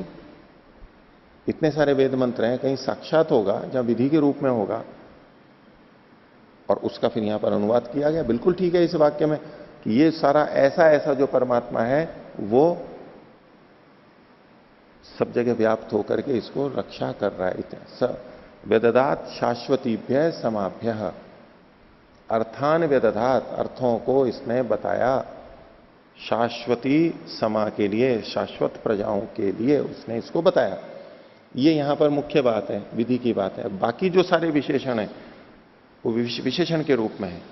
लेकिन यदि अभी का मैं प्रमाण के लिए रूप में प्रस्तुत करना हो कि परमात्मा का ये सपर्यगा शुक्रम अकायम भी वहां पर कहा गया है, ये भी सारा कहा गया है, तो भले ही वहां विधि नहीं है लेकिन उद्देश्य के रूप में भी जो कथन है तो उसमें अन्यार्थ दर्शन के रूप में वहां पर देख सकते हैं कि विधि भले ही कुछ है लेकिन प्रसंग से कहा गया। ये जो अन्यार्थ दर्शन करके बार बार आ रहा है, ये वहां अन्यार्थ दर्शन से हम ले सकते हैं और उसको प्रमाण के रूप में प्रस्तुत कर सकते हैं। लेकिन अगर वहां कोई ये विवाद करे कि इस जगह पे तो ये अर्थ होना चाहिए, इस जगह पे तो ये अर्थ होना चाहिए, दूसरा अर्थ होना चाहिए, तो फिर चर्चा चलेगी कि ये अर्थ यहां पर होगा या नहीं होगा। लेकिन दूसरा अर्थ आना तो चाहिए वहां पर, वो भी तो प्रस्तुत होना चाहिए कि क्यों हम ये दूसरा अर्थ ले रहे हैं। प्रजापति सरति गर्भ तस्य तो समाधान न होगा, उससे ये सिद्ध नहीं होता। शरीर में ही शरीर सशरीर होता है। वो जो अवतार को मानते हैं वो लोग उस तरह भले ही करते हो। उसके कहा अजायमानो बहुधा विजायते, आत्मा के लिए तो नहीं, आत्मा उत्पन्न होता है, जायमान होता है, वो ये परमात्मा अजायमान, अजायमान होते हुए भी अनेक प्रकार से प्रकट होता है। उसके दूसरे अर्थ घटेंगे और दूसरे वेद मंत्रों से स्पष्ट होगा। तो ढूंढने की बात है, सब जगह मूल विधि कहां पर की गई है, बाकी जगह उद्देश्य के रूप में कथन किया गया। हाँ, जो सपर्यगात वाला मंत्र है उसमें तो जो उद्देश्य देख रहे उसमें अभिधाम्य अर्थ तो देख ही सकते, क्योंकि सपर्यगात आदि अनुमान और प्रत्यक्ष प्रमाण से सिद्ध है, शुक्रम अकायम आदि। हाँ, नहीं अभिधा से भी ले सकते हैं, लेकिन अगर प्रश्न उठे कि भाई अभिधा नहीं, हम तो लक्षणा करनी है, तो लक्षणा भी क्यों कर रहे हैं, अभिधा क्यों नहीं घट रही है, वो सारी विवेचना होगी। ये अभिधा नहीं घट रही है, क्यों नहीं घट रही है। हाँ, अभिधा से गलत अर्थ निकल के आ रहा है, तब हम फिर वहां लक्षणा में जाएंगे। ये तो सब जगह नियम लगेगा ही, प्रथम तो अभिधा ही करनी पड़ेगी। सपर्यगा शुक्रम अकायम अव्रणम अस्नाविनम शुद्धम अपाप विद्धम कबीर मनीषी स्वयंभू परिभू स्वयंभूर याथा तथ्यतोर्थान व्यदधात शाश्वतीभ्य समाप्य। ये क्रिया है कि उसने ऐसा किया, हम सब शाश्वत प्रजाओं के लिए ऐसा किया इन गुणों वाले परमात्मा ने। तो ठीक है, ये उद्देश्य ही है, यहां पर उद्दिष्ट किया गया, इसकी विधि नहीं की गई है। सपर्यगात आदि की यहां पर विधि नहीं की गई है। अगर आप विधि और उद्देश्य की दृष्टि से देखना चाहते हैं तो नहीं है विधि, वाक्य सीधा सीधा स्पष्ट है। हाँ, और जो अकामो धीरो रसेन तृप्तो जो मंत्र, अकामो धीरो अमृतः स्वयंभू हाँ, रसेन तृप्तो न कुतश्चनो न, ये तो सीधी विधि दिख रही है। नहीं नहीं नहीं, अभी आगे भी देखो ना, तमेव विद्वान न विभाय मृत्यु आत्मानम धीरम अजरम युवानम। तो उसको जान करके वो भयभीत नहीं होता है। ये भयभीत नहीं होता है, ये यहां पर मुख्य विषय है। बाकी सारे उस परमात्मा के विशेषण है। ऐसे परमात्मा को जानने वाला मृत्यु से भयभीत नहीं होता है। कौन मृत्यु से भयभीत नहीं होता है? जो उसको जान लेता है। उसको जान लेता है वो मृत्यु से भयभीत नहीं होता है। पहले वाक्य में तो उसको विधि देख सकते हैं और फिर दूसरे वाक्य में उसी को उद्देश्य कर दी, तमेव। उसमें क्रिया तो अध्याहार करना पड़ेगा ना वहां पर। जी आचार्य जी, उस मंत्र में दूसरे में तमेव है, तत्शब्द का प्रयोग है, तो पहले में यत आएगा, वो उससे इसलिए भी यह मतलब नहीं। अकामः करके यत तत् का संबंध है। एक ही वाक्य है। अब हम उसकी विवेचना कर सकते हैं। देखो अपने क्या क्या अर्थैकत्वात् एकम वाक्यम साकांक्ष चेत विभागे से, अगर इसको आप विभाग कर लेते हो, अकामो धीरो अमृता स्वयंभू रसेन तृप्तो न कुतश्चनो न, इतना अगर आप बोलते हो तो ये साकांक्ष है वाक्य। और तम जो अगली पंक्ति में आ रहा है वो तम उसको उससे जोड़ रहा है। तमेव विद्वान न विभाय मृत्योर आत्मानम धीरम अजरम युवानम, इसको भी आप अलग कर दोगे तो ये साकांक्ष हो जाएगा। और इसको पूरे को हम जोड़ करके रखते हैं तो ये निराकांक्ष है और अर्थैकत्व है इसमें। तो ये पूरा एक ही वाक्य है, दो वाक्य नहीं, इसको तोड़ के नहीं कर सकते। तो एक ही वाक्य मान करके चलेंगे। तो ये सारा तो उद्देश्य ही है इसमें। उसको उद्दिष्ट करके अब हम कह सकते हैं कि भाई परमात्मा के लिए, इसके लिए या तो कहीं विधि होगी, और अगर कहीं विधि नहीं भी मिलती है, उस स्थिति में अगर विधि कहीं नहीं मिल रही है लेकिन फिर भी वचन यहां पर है, उद्देश्य के रूप में है, उन स्थलों में हम फिर गुण विशिष्ट विधि का प्रयास करते हैं कि गुण सहित यहां पर विधि की जा रही है तो गुण की भी विधि की जा रही है। अगर और कहीं नहीं मिलता है तो उस पक्ष में हम गुण विशिष्ट विधि में जाते हैं, क्योंकि नहीं तो दो विधियां माननी पड़ेंगी। एक तो परमात्मा के स्वरूप को बताया जा रहा है यहां पर, और अगर उसको जानने वाला मृत्यु से नहीं डरता है ये बताया जा रहा है। अर्थैकत्व नहीं रहेगा वहां पर। तो जहां तक संभव है कहीं विधि है वो ढूंढे, नहीं होती है तब कभी हम गुण विशिष्ट विधि के रूप में ले सकते हैं इसको। हाँ। तो आचार्य जी, जैसे कहीं पर विधि होती है और किसी चीज का कथन किया जाता है लेकिन उसकी साक्षात विधि नहीं मिलती है, तो पहले भी ऐसा आया है और व्याकरण में ऐसे होता है कि उसको अगर उद्देश्य है तो चूंकि ऐसा उद्देश्य कर रहे हैं, इसका मतलब बिना विधि के उद्देश्य नहीं होता है, तो इसका विधि है ऐसा माना जाता है। तो जब जैसे अभी आपने बताया कि परमात्मा के पक्ष में भी अगर उसकी विधि नहीं मिलती है तो हम उसको मानेंगे उसको उस तरीके से। तो यहाँ पर जब हमें विधि नहीं मिल रही है, ठीक है कि वो चक्षु वाला है अथवा बड़े पेट वाला है, परंतु यहाँ पर उस तरीके से कथन किया है तो कोई कहे कि इसको भी हम मानेंगे, तो उसका क्या उत्तर? प्रत्यक्ष के विपरीत जा रहा है ना। नहीं, ये तो बात आ ही चुकी है ना। नहीं, वो तो आ चुकी है, आ चुकी है तो वो एक बहुत बड़ा कारण है। ठीक है, हमें प्रत्यक्ष नहीं हो रहा है, लेकिन वो ऐसा वेद, क्योंकि इसमें हुआ है वो बताना पड़ेगा। हाँ, मैं बता रहा हूँ। हाँ? इसमें पहले आ चुका है, मीमांसा के शुरू में ही सूत्र है कि उन्होंने सारे प्रमाण को खंडित करके ये कहा कि शब्द ही प्रमाण है। जब अलौकिक चीजों के लिए इन्होंने कहा था कि शब्द प्रमाण को ही माना था, प्रत्यक्षम अनिमित्तम करके सारे को अनिमित्त माना था। ऐसी स्थिति में यहाँ पर फिर वो प्रत्यक्ष को इतना बलवान क्यों मान रहे जब साक्षात श्रुति कह रही है उस बात को? अलौकिक नहीं है ना, ये विग्रह वाला मान रहा है, तो ये तो लौकिक ही मान रहा है। इस प्रसंग में पूर्व पक्षी जब इसको शरीरवत, पुरुषवत, पुरुष रूप विग्रह वाला मान रहा है, तो ये तो लौकिक मान के ही चल रहा है। या उनको खिला रहा है, वो खा रहे हैं, वो ले रहे हैं, इस तरह मान करके चल रहा है। ये ऐसा अलौकिक नहीं है जहां हमारा कोई भी प्रत्यक्ष नहीं, प्रत्यक्ष संभव ही नहीं है जिन विषयों में। ये तो वर्णन सारा प्रत्यक्ष का कर रहा है पूर्व पक्षी जी। इसलिए यहां पर अलग लगेगा। उन चीजों में लग सकता है, उसमें फिर शब्द प्रमाण ही शब्द प्रमाण से पुष्ट करेगा। हाँ। दूसरे शब्द प्रमाण मिलने चाहिए। जी, मैं उसी को कहना चाह रहा हूं कि जब हम मतलब इसमें शब्द प्रमाण ने जो चीज कह दिया, हाँ, उसको हम जैसे वहां पर आंख बंद करके मानते, क्योंकि शब्द ने कहा है तो ऐसा होगा ही, हाँ, उसमें गलत नहीं मानते हैं। ऐसी स्थिति में भले ही हमें प्रत्यक्ष नहीं हो रहा है, लेकिन क्योंकि शब्द कह रहा है कि वो चक्षुष्मान ऐसा करता है, तो हमें नहीं दिख रहा है, ठीक है, लेकिन वो होता होगा, ऐसा क्यों नहीं मान सकते? ये संभावना है। नहीं, संभावना नहीं, ये तो एक पहली बात तो ये समझो, जिस बात का आप उल्लेख कर रहे हो वो भी इन्हीं की हुई है, और वो भूल गए हो ऐसा नहीं है। ठीक है, आपको याद हो और वो भूल गए हो और उससे विपरीत यहां पर कुछ कह रहे हो, ऐसा तो मत समझो। उनको भी पता है जिन चीजों का कोई प्रत्यक्ष होता ही नहीं है उनके लिए वो बात है, संभव ही नहीं है। विग्रह वाले का तो प्रत्यक्ष होता है, उसमें आप कह रहे हो कि हो सकता है हमने नहीं किया हो, तो भाई किसने किया हो, लेकिन विग्रह वाले का प्रत्यक्ष तो होता है। ये प्रत्यक्ष की बात है, ये परोक्ष की बात नहीं है। जिसका कोई प्रत्यक्ष नहीं होता वहां पर केवल शब्द प्रमाण ही देखा जाएगा, लेकिन जिस चीज का प्रत्यक्ष होता है वहां तो ये बात देखी जाएगी कि किसने देखा है। ये यहां पर लाना ही पड़ेगा। आप उन दोनों वाक्यों को उन दोनों को एक शैली से ना जोड़िए।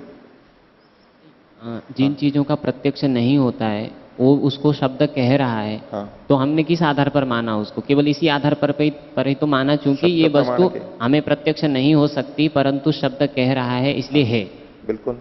अब यहाँ पर भी जब इंद्र देवता को मान रहे हैं और उसको कह रहे हैं कि वो चक्षुष्मान इंद्र ऐसा करता है अथवा बपोधर इंद्र वृत्रों को मारता है, तो शब्द कह रहा है तो इतने से माना क्यों नहीं जा रहा है? मतलब ये नहीं आपके समझ। प्रश्नों को मैं दोबारा बोल के बताऊं तो आपको स्पष्ट हो जाएगा कि मैंने समझ लिया है। नहीं तो फिर मैं वो उत्तर दूंगा तीसरी बार, आप फिर वही सुनाओगे मेरे को। आपने कोई नई बात तो नहीं कही ना? नई बात ये है, नई बात इतनी है कि आप मतलब दोनों तरफ शब्द प्रमाण समान है, उस चीज को मैं बताना चाह रहा यही हूँ। पहले आपने कहा था, जी उसका भी मैंने कुछ उत्तर दिया आपको। उसके बारे में आप कुछ नहीं कह रहे हो। आपने फिर वही बात कह दी। आपने कहा वो भी शब्द प्रमाण कह रहा है, शब्द प्रमाण हमारा, शब्द हमारा प्रमाण है। अप्रत्यक्ष विषयों में शब्द प्रमाण होता है, जो शब्द कहता है वो हमें स्वीकार्य होता है। ये एक वहां से सिद्धांत निकला था, ठीक है, मान्य है वो। अब उस सिद्धांत को आप यहां पर लगा रहे हो कि चक्षुष्मते शृण्वते, हमारा किसी का प्रत्यक्ष नहीं है लेकिन शास्त्र कह रहा है इसलिए ऐसा होना चाहिए। ये आप यहां पर अर्थ निकाल रहे हो, ऐसा ही पूछ रहे हो ना? तो उसका मैंने उत्तर क्या दिया? ये जो चक्षुष्मान और ये तो भी ग्रीवा आदि हैं, ये जो विग्रह वाले हैं, पुरुष विध विग्रह वाले, ये अप्रत्यक्ष नहीं है, ये प्रत्यक्ष चीजें हैं। उस चीज को आप यहां नहीं घटा सकते। जिस चीज का प्रत्यक्ष संभव ही नहीं है, मनुष्य जान ही नहीं सकता है, उन चीजों के लिए वो बात कही गई है। यहां अगर वो पुरुष विद विग्रहवान है तो वो हम देख सकते हैं, हमें जाना चाहिए, लेकिन वो नहीं हो रहा है। इसका मतलब है वो नहीं है, इसलिए इन्होंने प्रत्यक्ष को लेके किया। इसलिए उसकी बात, उस बात को यहां इस तरह से आप नहीं घटा सकते। वो अलग प्रसंग है, ये अलग प्रसंग है। ये अगर किसी भी व्यक्ति के द्वारा ग्राह्य नहीं होता, इंद्रिय ग्राह्य नहीं होता, प्रत्यक्ष नहीं होता, तब हम इस विषय में कह सकते थे। संभव ही नहीं है वो। लेकिन पुरुष विद विग्रहवान का प्रत्यक्ष संभव है, वो प्रत्यक्ष हो नहीं रहा है। क्रियाएं चल रही हैं, कर्मकांड चल रहा है, आहुतियां दी जा रही हैं, देवता का नाम लिया जा रहा है और कह भी रहे हैं कि देवता ने आहुति ले ली, लेकिन दिखाई नहीं दे रहा है, वो आ नहीं रहा है। तो विग्रहवान तो नहीं है वो। लेकिन फिर भी जब चक्षुष्मते कहा गया, जैसे हमारे आंख वाले हैं, तो वैसा ही वहां भी अर्थ क्यों नहीं लेंगे हम? इसलिए वहां पर लक्षणा करनी पड़ रही। हाँ जी, ये तो स्पष्ट हुआ। लेकिन दूसरा प्रश्न है कि विधि के विषय में, जैसे इन्होंने यहाँ पर उसके चक्षुष्मान आदि होने के लिए उन्होंने कहा कि वो चक्षुष्मान है। अगर ऐसा कहीं पर कथन होता, अगर वो चक्षुष्मान है ऐसा अगर कहीं पर कथन होता, तब तो हम मान सकते थे कि उसकी चक्षु की सत्ता है, परंतु ऐसा कथन नहीं है, इसलिए उसकी चक्षु की सत्ता नहीं है उसमें, ऐसा कहना चाह रहे हैं। परंतु जैसे सहायक तर्क है, बस। हाँ सहायक तर्क के रूप में है। हाँ जी। तो लेकिन यहाँ जिस ढंग से कहा, वो जो उपनिषदों में जैसे ब्रह्म का वर्णन आता है, वहाँ पर कहीं पर भी अधिकतर स्थानों पर, मैंने 2-3 उपनिषदों में देखा, तो वहाँ अधिकतर स्थानों पे इस तरीके से वर्णन नहीं आता है कि ब्रह्म ऐसा हो, मतलब विधि के रूप में। वहाँ पर केवल साक्षात विधान कथन किया जाता है कि ऐसा ऐसा है, उसको जान करके व्यक्ति मुक्ति को प्राप्त करता है, इत्यादि कथन आता है। लेकिन उस कथन को भी हम किसी चीज़ के, ईश्वर सर्वव्यापक है, उसको प्रमाण के रूप में प्रस्तुत करना है तो उसको प्रस्तुत करते हैं। लेकिन इस तरीके से जितने भी ईश्वर के गुण बताए गए हैं, उन सभी गुणों का उपनिषद आदि में विधान किया गया हो, ऐसा नहीं है। तो ऐसी स्थिति में उन गुणों की सत्ता को अगर कोई नकारने लगे कि ये नहीं है ऐसा, आप ऐसे ही मान रहे हो कि हमें दिख तो नहीं रहा है, तो ये तो इसी ढंग से तर्क करेगा, तो उसका कोई उत्तर ही नहीं है फिर। नहीं, उसका उत्तर पहली बात यह है कि हमारे को दिख ही नहीं सकता है। इसका दिखता है, इसका ये मतलब थोड़ा है। फिर मैं उसी बात को बता रहा हूं, अभी सुनिए बात को। एक शब्द अभी बोलो। सुनिए बात को। दिखना मतलब जानना, बस इस जिस चीज को हम नहीं जान सकते, जानना भी ले लीजिए, जिस चीज को हम जान ही नहीं सकते, उसमें तो शब्द ही प्रमाण होगा। अब परमात्मा से संबंधित जो बातें हैं, उस चीज को हम जान सकते हैं, मतलब इस सामान्य अवस्था में। योगी लोग जानते हैं, वो एक अलग बात हो गई। हम सामान्य अवस्था में नहीं जान सकते। योगी लोग जानते हैं तो बताया है, योगी लोग जानते हैं, उनका प्रत्यक्ष है, तो बस वो उसी का यहां पर उद्देश्य किया गया है। अगर योगी लोग जानते हैं तो उसका उद्देश्य यहां पर उसको लेकर के यहां पर कहा गया है। या तो वेद आदि में मिलेगा, आपका कहना है कि उपनिषद में ऐसा और जगह तो विधि तो है नहीं, तो केवल उपनिषद ही नहीं, उपनिषद वेद आदि के वचनों को लेकर के वहां की विधि को लेकर के भी उद्देश्य के रूप में वर्णन कर सकते हैं।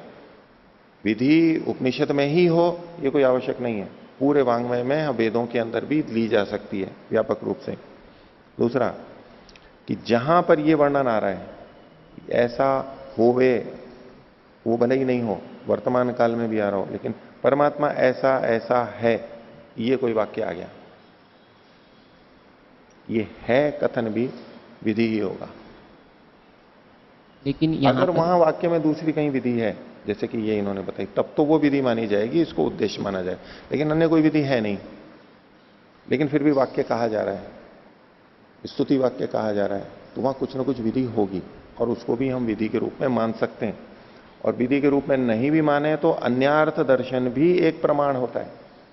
अन्यार्थ तो दर्शन, अन्यार्थ दर्शन भले ही विधि किसी और चीज की है, लेकिन अन्य गुणों का निर्देश करते हुए कथन कर दिया गया है, उसको भी हम प्रमाण रूप में प्रस्तुत कर सकते हैं। वो मैं स्वामी जी के संदर्भ में भी बोल रहा था, अभी भी बोल रहा हूं। ये मत बोलिए, आपकी जो शैली है वो ये ध्वनि आ रही है, मैं ऐसा समझ रहा हूं कि विधि के रूप में हो तभी वो प्रमाण के रूप में हम प्रस्तुत कर सकते हैं, उद्देश्य के रूप में जो है उसको हम प्रमाण के रूप में प्रस्तुत नहीं कर सकते, ये आपका भाव प्रतीत होता है। हाँ, इसमें यही कहना चाह रहा हूं। लेकिन जो उद्देश्य के रूप में है उसको भी प्रमाण के रूप में प्रस्तुत किया, यहां भी किया जा रहा है। पहले भी मूल सूत्र भी आए हैं, सिद्धांति के सूत्र आए, अन्य अर्थ दर्शन।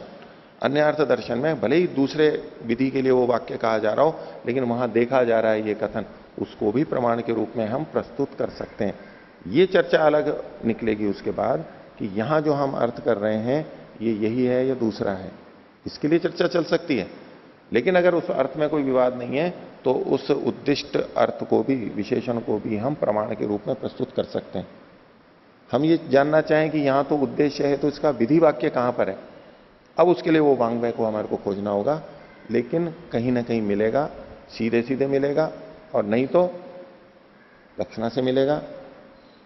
अगर स्मृति में, ये उपनिषद स्मृति के अंतर्गत आएगा, तो स्मृति में जो चीज कही गई है या तो मूल में साक्षात होगा, और अगर नहीं होगा तो भी हम अनुमान करेंगे कि इसकी विधि कोई ना कोई है। साक्षात वचन नहीं भी मिला तो कहीं लक्षणा से आएगा, लेकिन वो अर्थ कहीं ना कहीं से निकलता हुआ दिखेगा, विधि के रूप में कहीं ना कहीं से आएगा। जी हाँ, हम जिन चीज़ों को नहीं जान सकते उनके बारे में जब वेद में उसका वर्णन किया जा रहा है परमात्मा का, तो ऐसी स्थिति में हम कह रहे हैं कि उसके अंदर वो गुण हैं, भले ही हम नहीं जान सकते परंतु श्रुति कह रही है। लेकिन इसमें एक दूसरी भी बात जैसे ये कह रहे हैं कि उसमें अर्थवाद भी हो सकता है कि उसकी केवल स्तुति करने के लिए केवल जो चीज़ नहीं है उसको भी कह रहा है। जब हमारे पास में दोनों बातें हैं कि वो अर्थवाद भी हो सकता है, विधि भी हो सकती है, तो इसमें एक का कैसे निश्चय करें फिर? हाँ, अर्थवाद वो वाला अर्थवाद जिसमें कि कोई विशेषता गुण बिल्कुल निरर्थक है, ठीक है। आप जो दूसरा अर्थ ले रहे हो ना अर्थवाद, वो ये कि वो गुण वहां है ही नहीं, बस केवल यूं ही प्रशंसा के लिए कह दिया गया है, ठीक है। ये हम कब कह सकते हैं? जब हमें पहले ये पता हो कि ये गुण वहां पर नहीं है, ये गुण वहां पर नहीं है, हमारे को प्रमाण से सिद्ध हो रहा हो। लेकिन किसी प्रमाण से ये तो सिद्ध नहीं हो रहा है कि ये वहां गुण नहीं है, ये अलग बात है ये तो वचन से ही मिल रहा है, लेकिन ये गुण वहां पर नहीं है, इसमें कोई प्रमाण नहीं है। एक संभावना के रूप में हम कहते हैं कि भाई ऐसा गुण नहीं भी तो हो सकता है, केवल अर्थवाद कथन मात्र हो सकता है। तो वो हम कब लगाते हैं? जब वैसा हमें नहीं मिलता या अन्य किसी प्रमाण से पुष्ट नहीं हो सकता, या हमें ये लगे कि ये गुण है ही नहीं यहां पर, हमें पक्का पता लग जाए कि ये गुण यहां तो संभव ही नहीं है। जैसे हम अभिधा से लक्षणा में जाते हैं और लक्षणा से भी या अन्य भी जो अर्थ दिए जा रहे हैं, जब वो संभव ही नहीं है तब हम कह सकते हैं कि बस ये तो केवल प्ररोचना के लिए अर्थवाद मात्र है, यानी निरर्थक स्तुति है। तो निरर्थकता का पता हमें पहले लगना चाहिए, हमारी परीक्षा हो सकती है। अगर हम कह सकते हैं कि हाँ ये नहीं है, तब हम उस तरह की स्तुति में जा सकते हैं। है ही नहीं, हमें वो निषिद्ध हो रहा हो, खंडित हो रहा हो, उसके निषेध में कोई प्रमाण आ रहा हो, तो नहीं तो शास्त्र में जो कहा गया है उसको हम स्वीकार कर सकते हैं। यहां भी नेत्र वगैरह हैं, उसकी सिद्धि में कोई प्रमाण नहीं आ रहा है, निषेध हो रहा है बल्कि। इसलिए उसको जाके लक्षणा में करते हैं। आचार्य जी, जैसे जिन गुणों को बताया गया है उन गुणों के मतलब दूसरी तरीके से हम उन गुणों को जान नहीं सकते कि उसमें वो गुण है या नहीं है, परंतु हम केवल श्रुति के माध्यम से जान पा रहे हैं उन गुणों को कि श्रुति कह रही है कि वो गुण है। तो ऐसी स्थिति में जैसे हम उसको अर्थवाद मानने के लिए हमें दूसरे प्रमाण की आवश्यकता हो रही है कि अर्थवाद तभी माना जा सकता है कि अगर दूसरे प्रमाणों से ये सिद्ध हो जाए कि उसमें वो गुण नहीं है। परंतु उसको अगर हम अर्थवाद नहीं है, इसको हम मान रहे साक्षात सीधा वचन है, इसको मानने के लिए क्या किसी प्रमाण की आवश्यकता नहीं होगी कि मतलब उसमें वो गुण है ऐसा मानने के लिए? अगर कोई भी प्रमाण हमारे को नहीं मिल रहा है उसकी पुष्टि में, लेकिन वचन उस बात को कह रहा है, तो अब इसी प्रमाण से यही शब्द प्रमाण ही हमारे लिए प्रमाण बनेगा, क्योंकि वो अपने आप में एक प्रमाण है। जो लिखा हुआ मिल रहा है उसका यदि हम निषेध कर रहे हैं कि जो शब्द कह रहा है वो ठीक नहीं है, तो उसके लिए हमारे को प्रमाण देना पड़ेगा। कोई ना कोई प्रमाण मिलना नहीं चाहिए कि ये अर्थ देते हुए वास्तव में घट नहीं रहा है। लक्षणा में जाएंगे या केवल स्तुति मात्र के लिए, वास्तविकता का कोई लेना देना नहीं है। वो हम कब जाएंगे जब हमें लगेगा ये घट नहीं रहा है। किसी तरह से इसके विपरीत प्रमाण मिल रहा हो तो हम ऐसा कर सकते हैं। यदि हमारे को उसके विपरीत तो कोई प्रमाण मिल नहीं रहा है खंडन में, और ना उसकी पुष्टि में भी हमारे को प्रमाण मिल रहा है, जो आप कह रहे हो बार बार कि आपको पुष्टि में भी तो कोई प्रमाण नहीं मिल रहा है, कोई बात नहीं, लेकिन तब ये जो शब्द कह रहा है वो हम मानेंगे उसको। जी, ये तो ठीक है। अब आगे पृष्ठ संख्या 2339 में, हाँ, इसमें जो एक वचन आया था कि जगृह्माते दक्षिणम इंद्रहस्तम, कि हे इंद्र हम तुम्हारे दाहिने हाथ को पकड़ते हैं। हाँ, तो इसके द्वारा ये सिद्ध नहीं होता है कि उसका दक्षिण हस्त है। लेकिन इसका क्या अभिप्राय होता है, इसके लिए 2339 पृष्ठ के दूसरी पंक्ति में लिखा हुआ है, गृहीतवंतो वयम तब हस्तम त्वदाश्रया वयम इत्यर्थः। इसमें कह रहे हैं कि हम तुम्हारे आश्रित हैं, ये इसका तात्पर्य है। लेकिन ये भी तो हमें प्रत्यक्ष नहीं है, अगर हम जान नहीं पा रहे हैं कि हम इंद्र के आश्रित हैं, तो इस अर्थ को कैसे निकाल रहे हैं यहाँ से? उसके लिए फिर अलग से प्रमाण चाहिए। ये चूंकि मुख्य चर्चा का विषय नहीं है वहां आके, अब इसको तो और लंबा खींचेंगे तो अलग जाएंगे। इन्होंने केवल यहां का कहा कि हम तेरे आश्रय वाले हैं, ये कहा जा रहा है। तो जब हम आश्रय वाला कह रहे हैं, क्योंकि हम दूसरों पे आश्रित तो हैं, इंद्र पे, इंद्र आप चाहे ये वृष्टि देवता को ले लें, जिस भी रूप में लें, तो उस रूप में हम आश्रित हैं, उसके आश्रित हैं, तो आश्रय तो है ही। हम अपने आप में तो जी नहीं रहे, दूसरों का आश्रय तो है ही। अब वो इंद्र के लिए कहा जा रहा है। अब शब्द कह रहा है कि शब्द का जो अर्थ सीधा सीधा हाथ है वो तो संगत लग नहीं रहा है, लेकिन शब्द कुछ ना कुछ कह रहा है। शब्द भी व्यर्थ नहीं है, वाक्य भी व्यर्थ नहीं है, तो कुछ ना लक्षणा में जाकर के हमने आश्रय लेकर के किया। अब आप कह रहे हो कि हमारे को आश्रय का भी पता नहीं लग रहा है, कोई प्रमाण नहीं है, तो वो की वही बात है जो पिछले वाले सिद्धांत रूप से मैंने आपको कही थी। आपने उदाहरण में पूछ लिया उसको कि भले ही हमें उसके इंद्र कोई है, उसका कोई आश्रय है, हमें नहीं पता लग रहा है, हाथ तो खंडित हो रहा है, हाथ तो है नहीं उसका, तो उसका बस ये शास्त्र कह रहा है, शास्त्र का वचन व्यर्थ नहीं हो सकता है, तो आश्रय आदि कुछ ना कुछ जो भी अर्थ निकल करके आ रहा है वो तो हमें इसी वचन से ही मानना पड़ेगा। अगर आश्रय को भी हम नहीं मानेंगे, हाथ को तो मान ही नहीं पा रहे हैं हम, और हम आश्रय को भी नहीं मानेंगे, तो इस पंक्ति का अर्थ क्या करेंगे? कुछ ना कुछ तो अर्थ करेंगे। अगर कुछ भी अर्थ नहीं कर रहे हैं तो ये वाक्य व्यर्थ हो जाएगा, ये तो अत्यंत अमान्य है, निरर्थक तो हो नहीं सकता है, तो इसलिए कोई अर्थ तो निकलेगा। अब उस अर्थ को हम सीधे पुष्ट कर पाए ना कर पाए प्रमाण से, लेकिन जो अर्थ निकल करके आ रहा है कोई ना कोई अर्थ तो लेना ही पड़ेगा, और वो आश्रय वाला अर्थ यहां निकल करके आ रहा है। हम सीधे भले ही नहीं सिद्ध कर पा रहे हैं, ये वचन से ही सिद्ध हो रहा है, नहीं तो वाक्य व्यर्थ हो जाएगा।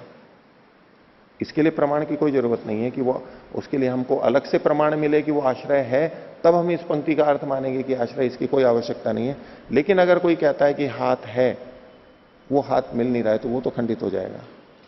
अब दूसरा कहेगा कि नहीं आश्रय भी नहीं है, तो या तो वो सिद्ध करे कि आश्रय नहीं है, वो कहेगा कि प्रत्यक्ष नहीं हो रहा है। भाई प्रत्यक्ष नहीं हो रहा है, जैसे हाथ प्रत्यक्ष नहीं हो रहा है ऐसे आश्रय भी प्रत्यक्ष नहीं हो रहा है, इसलिए हम जैसे प्रत्यक्ष न होने से हाथ को नहीं मान रहे थे, ऐसे प्रत्यक्ष न होने से हम आश्रय को भी नहीं मानेंगे। ये जो आपकी युक्ति आ रही है, ऐसे में वाक्य व्यर्थ होगा। इसलिए कोई ना कोई अर्थ तो वहां लेना ही पड़ेगा। और हाथ और आश्रय दोनों में से हम लेंगे तो कौन सा संगत हो सकता है? तो आश्रय हो सकता है, विग्रहवान तो हो ही नहीं सकता है। प्रत्यक्ष से विरोध है। लेकिन आश्रय का विरोधी कोई प्रमाण भी नहीं है, हम आश्रय से रहते हैं, ये तो स्पष्ट है ही, तो वो अर्थ तो हम फिर भी स्वीकार कर सकते हैं। जी। और पृष्ठ संख्या 2344 में 2302 44 44, हाँ इसके विवरण में विवरण का दूसरा अनुच्छेद, हाँ इसमें एक मीमांसक का वचन दिया हुआ है, अतः कथमपि न विग्रहादि स्वीकारः। मीमांसा में किसी भी प्रकार से विग्रह नहीं, किसी का वचन नहीं है, ऊपर ये खंडदेव जो है, हाँ, खंडदेव, भाट्ट दीपिका में खंडदेव के वचन को इन्होंने यहाँ पर लिखा है। हाँ जी, ठीक है। तो इसके आगे जो लिखा है किंतु शब्द मात्रम देवता, हाँ, शब्द मात्र देवता है, मतलब शब्द ही देवता है। शब्द ही देवता है। लेकिन इसके आगे जो इन्होंने कहा है कि अर्थस्तु प्रातिपदिका अनुरोधात चेतनो अचेतनो वा कश्चित स्वीक्रियते न तो विग्रहवान। हाँ, ये कहना चाह रहे हैं कि शब्द ही देवता है, परंतु उस शब्द का जो अर्थ आएगा वो चेतन अथवा अचेतन कोई स्वीकार किया जाता है, परंतु विग्रहवान स्वीकार नहीं किया जाता है। तो मतलब इससे यही लग रहा है कि शब्द ही देवता नहीं है, लेकिन उस शब्द के द्वारा कहा जाने वाला कोई चेतन अचेतन अर्थ देवता है, उसको कहना ठीक चाह है। रहे हैं। वहां पर शब्द को देवता मान करके केवल कथन किया, लेकिन शब्द है तो अर्थ तो होगा ही कोई ना कोई, मानना पड़ेगा। ये परस्पर विरोधी बात है वैसे, पर इनकी संगति ही लगाना पड़ेगी हमारे को। जो ये कहना चाह रहे हैं कि शब्द मात्र है, मतलब वास्तव में विग्रहवान नहीं है, लेकिन कोई ना कोई चेतन अचेतन तो मानना ही पड़ रहा है इनको, और चेतन अचेतन मानेंगे तो वो अर्थ तो बनेगा ही। ठीक है। यदि चेतन अचेतन पुनः ते हव्यादि पदार्थम गृह्णान्ति किम, स एव प्रश्न भविष्यति। फिर से बोलिए। यदि देवता चेतन अथवा अचेतन रूपेण भवन्ति, हाँ, पुनः हवि प्रदानम भवति देवेभ्य, तो ते गृह्णान्ति तद हवि। ठीक है, वो आएगा ना, वो प्रश्न आएगा। देखिए आगे, देखिए जी। आगे जी पृष्ठ संख्या 2345 में दूसरा नहीं, अनुच्छेद, इसमें देखो, इसमें जो है ना, उपासनादौ तु परम परम ध्यान मात्रम आहार्यम तस्येति इति जैमिनी मत निष्कर्ष। मम तु एवं वदतोपि वाणी दुष्यति तत्र हरिशरणम हरिस्मरणम एव शरणम। तौबा तौबा, गलत बोलने में आ गया। बोलना तो पड़ रहा है लेकिन गलत। ईमानदार हैं, बोल तो रहे, नहीं तो बोले भी नहीं। कोई बेईमान हो ना तो बोले भी नहीं, यहां तो यही अर्थ होगा। तो इतना तो सच है कि भाई यहां पर ऐसा ही लिखा हुआ है, ये जैमिनी आचार्य ऐसा ही मानते हैं, मैं स्वीकार नहीं कर पा रहा हूं। लोक विरुद्ध मैं जा नहीं सकता हूं, कर नहीं सकता, उनकी अपनी मान्यता है, उसके कारण से वो नहीं मान रहे। हाँ, अब इसके दूसरे पृष्ठ में 2345 में हाँ, यहाँ निरुक्त में जो देवताओं का वर्णन आया है उसका विवरण में लिखा हुआ है। हाँ, तो इसके दूसरे अनुच्छेद में नीचे से तीसरी पंक्ति में अथवा दोनों प्रकार के पुरुषविद और अपुरुषविद हैं। एक मिनट रुको। अच्छा, हाँ, अथवा दोनों प्रकार के हाँ, पुरुषविद और अपुरुषविद हैं। हाँ, दोनों प्रकार के हैं, अथवा पुरुष विदों के ही कर्म रूप होवे। तो निरुक्त में 4 पक्ष दिखाए हैं। एक तो पहले पक्ष में कहा कि पुरुषविद नहीं है, दूसरे में पूर्व पक्षी कहता है कि पुरुषविद हैं, फिर कहते हैं कि अपुरुष विधावासी, मतलब पुरुषविद हो सकते हैं, ऐसा भी कहते हैं। फिर उभय विधावासी हो, मतलब दोनों प्रकार के भी हो सकते हैं। तो ये किस तरीके से कहना चाहते हैं ये स्पष्ट नहीं हो रहा है। तो अथवा करके दोनों प्रकार के पुरुषविद और अपुरुषविद हैं, अथवा पुरुषविदों के ही कर्मरूप होवे, जैसे यजमान का यज्ञ कर्म। यह कथाओं का भी सिद्धांत है। इसको शुरू से देख लीजिए।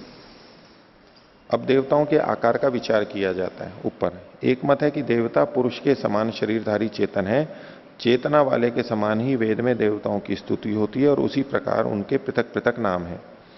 देवता पुरुष के समान अंगों से स्तुति किए जाते हैं। हे इंद्र, तुम महान हो, तुम महान की महती लंबी यद्वा शत्रुओं की नाशक बाहुएं हैं। हे मघवन, तुम इन अपार जावा पृथ्वी को पकड़े हुए हो, तुम्हारी मुट्ठी महान है। पुरुष सदृश द्रव्यों के संयोगों से भी देवता की स्तुति होती है। हे इंद्र, 2 घोड़ों से हमारे यज्ञ में आओ। तो ये पुरुष सदृश जो द्रव्य हैं, घोड़े आदि, इनसे। हे इंद्र, तुम्हारे घर में कल्याणी स्वरूपा भार्या और रमणीय पदार्थ हैं। पुरुष समान कर्मों से भी स्तुति की जाती है, पुरुष के समान कर्मों से भी। यह पुरुष सदृश द्रव्यों से भी, पीछे जो था द्रव्य और कर्म। हे इंद्र उपस्थित सोम को खाओ पियो, सब ओर से सुनने वाले कानों से युक्त इंद्र हमारे बुलावे को सुनो। ये एक पहला मत हो गया। इसमें दोनों ही तरह से पुरुष विद, स्वरूप से भी और उससे संबद्ध द्रव्यों से भी और उसके कर्मों से भी पुरुष विद यानी विग्रहवान कथन यहां पर प्रतीत हो रहा है, और वो विग्रहवान मानते हैं, एक मत हुआ। दूसरा मत है देवता पुरुषविद चेतन व शरीरधारी नहीं है। इंद्र, अग्नि, इंद्र, वायु, आदित्य का जो स्वरूप देखा जाता है वह पुरुषविद नहीं है। जो कहा चेतना वाले के समान स्तुतियां होती हैं, अचेतन भी इस प्रकार स्तुति किए जाते हैं। जो यहां पर भी कहा है इन्होंने भाष्यकार ने, वैसे ही निरुक्त करने का है। जैसे अक्ष से लेकर औषधि पर्यंत देवता जो कहा पुरुषविद अंगों से युक्त स्तुति होती है, अचेतनों में भी पुरुषविद अंगों से यह होती है। शब्द करते हैं हरे मुखों से, यह सोम कूटने वाले पत्थरों की स्तुति है।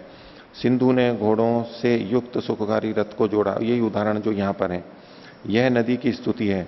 जो यह कहा कि पुरुषविद कर्मों से स्तुति होती है, ये कर्मों का उत्तर दे रहे हैं। जो कहा ऊपर जो कहा ना, जो कहा चेतन वाले के समान स्तुतियां, एक तो ये हो गया, और द्रव्य, हाँ, और पुरुषविद कर्मों के समान स्तुति है, वह भी उसी प्रकार है। आज होता से पूर्व हवि को खाओ, यह सोम कूटने वाले पत्थरों की स्तुति है। ठीक है, यहां तक है।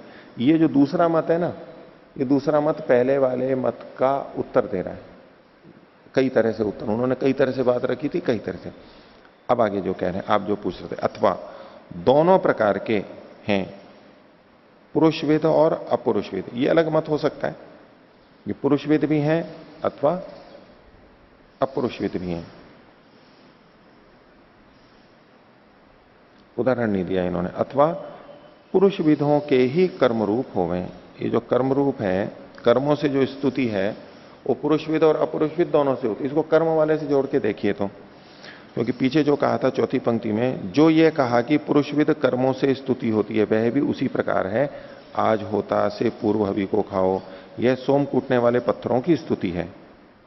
ठीक है, ये पुरुषविद मान करके किया। अथवा दोनों प्रकार के पुरुषविद और अपुरुषविद हैं, यानी अपुरुषविद होते हुए भी कर्म से स्तुति हो सकती है, पुरुषविद होते हुए भी, साकार होते हुए भी कर्म से स्तुति हो सकती है, और अपुरुषविद होते हुए भी कर्म से स्तुति हो सकती है। अथवा पुरुषविदों के ही कर्मरूप हो गए। अब इसमें अपुरुषविद को हटा दिया। जब जब कर्मरूप कथन आएगा वो पुरुषविद का ही होगा, ये एक पक्ष है। जैसे यजमान का यज्ञ कर्म, यजमान का यज्ञ कर्म, यज्ञ जो कर्म है वो पुरुषविद यजमान के द्वारा ही किया जाएगा, अपुरुषविद के द्वारा नहीं किया जाएगा। तो ये भी जितने कर्म है वो पुरुषविद से ही किए जाएंगे, ऐसा एक पक्ष है। यह कथाओं का भी सिद्धांत है। तो उस वर्णन को केवल लिखा है इन्होंने यहां पर, इसको केवल लिखा, क्योंकि कर्म है तो वो साकार के द्वारा ही होंगे, ये मान करके कथन किया गया। लेकिन जो पुरुषविद और अपुरुषविद कहा है तो उसको कैसे करेंगे फिर? ये तो इन्होंने देखो पक्ष केवल बता दिए, निर्णय नहीं किया है। ठीक है, निरुक्तकार का तो निर्णय है अपुरुषविद है? मतलब ये दोनों ही पक्ष मानते हैं, उभय विधावासी हो। अंतिम के रूप में। हाँ, उसमें ऐसे आता है कि अंतिम निरुक्तकार का क्या सिद्धांत है वो कोई बताता नहीं, मतलब अस्पष्ट बताते हैं कि 4 प्रकार से दिया है। पहले प्रकार का तो खंडन हो गया, लेकिन जो आगे के 3 बताए हैं उसमें से कौन सा निरुक्तकार का है वो मैं अपने ढंग से जो उत्तर होता है वो मैं आपको बता देता हूं। लेकिन देखो एक चीज पहले दिखाता हूं, 2344 पर देखिए, नीचे से दूसरा अनुच्छेद। तात्पर्य यह है कि मध्यकाल के विद्वान जिस विषय पर ग्रंथ लिखते रहे वे उस विषय व ग्रंथ का तात्पर्य कथन करने तक ही सीमित रहे। उन्होंने इस विषय के औचित्य अनौचित्य पर गहराई से विचार नहीं किया। वाचस्पति मिश्र ने सभी 6 दर्शनों पर लेखन कार्य किया है, 6 दर्शनों के विरुद्ध मतों को ही उजागर करते हुए व्याख्या की है, परंतु वस्तुतः कौन सा मत सत्य है इस पर स्वतंत्र विचार ही नहीं किया। वाचस्पति मिश्र इतने बड़े 6 दर्शनों के व्याख्याकार, उनको प्रामाणिक के रूप में माना जाता है वाचस्पति मिश्र के व्याख्याओं को, पौराणिक जगत भी मानते हैं, लेकिन उन्होंने निर्णय करके नहीं बताया। यही कारण है कि खंडदेव ने जैमिनी मत का प्रतिपादन करते हुए अपनी बुद्धि की दीनता को मम तु एवं वदतोपि वाणी दुष्यति तत्र हरिस्मरणम एवं शरणम शब्दों में प्रकट किया। यानी निर्णय करने में हिचकते थे। शब्द ने कहा है, उन्होंने यहां कहा है, यहां कहा है, उसकी जो संगति लगनी चाहिए वो वहां पर चुक रहे हैं कि कहां हम संगति लगाएं। महर्षि दयानंद ने यह प्रयास किया। अच्छा, अन्य भी जहां पर आज भी दर्शन पढ़ाए जाते हैं वहां उसी तरह खंडन होता है। बनारस में देख लीजिए, अलग अलग दर्शन वाले स्वतंत्र स्वतंत्र मानते हैं और कहते हैं कि सांख्य के अनुसार ये, औरों के अनुसार ये। और आजकल जो विश्वविद्यालयों में पढ़ाया जाता है, जो सारा वर्णन होता है, वो ये मानता है, वो ये मानता है, वो ये मानता है। वही सत्य क्या है, इसमें से निष्कर्ष क्या है, ये नहीं निकालते। उस दृष्टि से वो ठीक है, उस दृष्टि से वो ठीक है, सब ठीक है, किसी का खंडन नहीं। खंडन भी करेंगे, इसकी दृष्टि ने, इसने वो खंडन किया, उसने इसका खंडन किया। भाई आप किस निष्कर्ष पर पहुंचे, हमें किस निष्कर्ष पर पहुंचना चाहिए, ये तो बहुत आवश्यक है। उसको छोड़ करके बस ये बौद्धिक चर्चा ही होती रहेगी। तो निष्कर्ष पे तो हमें पहुंचना चाहिए। मीमांसा दर्शनकार तो निष्कर्ष पे पहुंचा रहे हैं। जहां जहां संदेह होता है, यहां ये है या ये, वहां हर जगह निष्कर्ष पर पहुंचा रहे हैं, यही होगा। ऋषियों की शैली तो यही है, निष्कर्ष पे पहुंचाने की। ऐसे में यदि कोई वाक्य शास्त्र का मिल भी रहा है तो वहां पर कैसे लक्षणा की जा सकती है, कैसे हम उसकी संगति लगाएं, ये हमारा प्रयास होना चाहिए। व्याख्यान तो विशेष प्रतिपत्ति, यही हमारे को करना होगा प्रामाणिक ग्रंथों के संदर्भ में। अप्रामाणिक है तो उसको तो हम वैसे हटा देंगे, क्योंकि गलत भी हो सकता है ऐसे। तो यहां पर भी जो है मत है कि भाई ये देवता पुरुषविद होते हैं या अपुरुषविद होते हैं। अब उसमें महर्षि दयानंद के अनुसार, महर्षि दयानंद ने भी इन्होंने यहां महर्षि दयानंद का भी लिखा है ऋग्वेद आदि भाष्य भूमिका में। तो उसमें देवता मंत्र का विषय भी होता है, शब्द रूप देवता भी माना। वो शब्द होता है और शब्द के साथ साथ पूरा मंत्र आ जाता है, वो भी देवता के रूप में कथन किया जाता है। और शब्द है तो उसका अर्थ भी होगा, ये भी निश्चित है। जो बात आपने कही थी, अर्थ भी कुछ ना कुछ निश्चित होगा। और जिसके लिए हम दे रहे हैं वो चेतन और अचेतन दोनों प्रकार के हो सकते हैं। वो स्वामी दयानंद जी ने एकदम स्पष्ट किया है कि देवता जड़ भी हो सकते हैं, चेतन भी हो सकते हैं, दोनों प्रकार के देवता हो सकते हैं।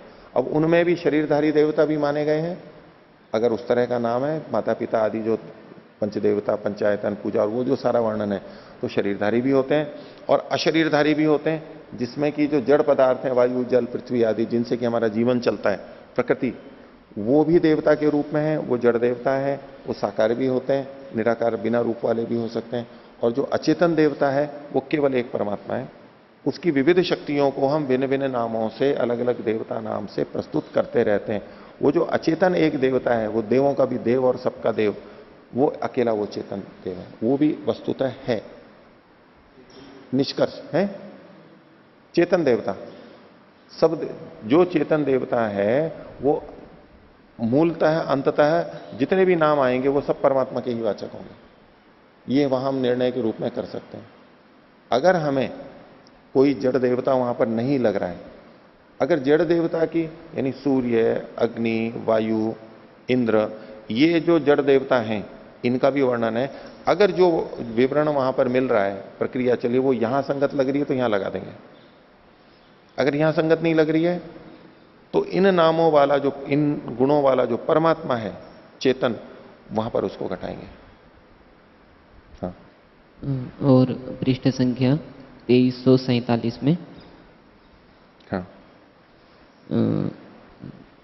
चौथे अनुच्छेद में जो स्वामी दयानंद जी का इसमें वचन उद्धृत किया है कि अत्र कर्मकांडे देवता शब्देन वेद मंत्राणाम ग्रहणम। तो ये स्पष्ट नहीं हो रहा है कि कर्मकांड में देवता शब्द के द्वारा वेद मंत्रों का ग्रहण होता है, तो देवता बराबर वेद मंत्र, ऐसा कहना चाह रहे हैं।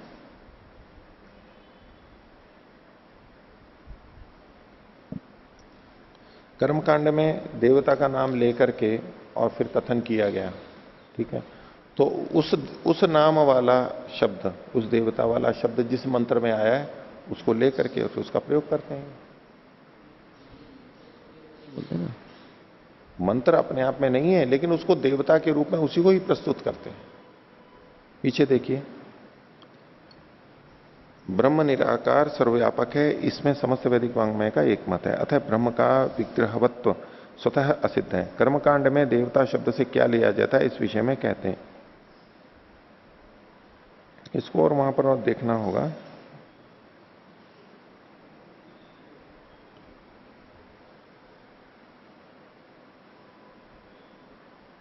ये तो नीचे इन्होंने निरुक्त का भी कहा है, आगे निरुक्त के 7वें अध्याय के आरंभ कर देवता विषयक प्रकरण का निर्देश करके ये कहा गया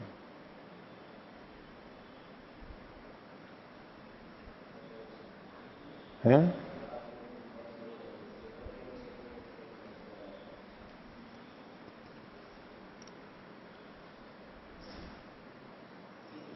हाँ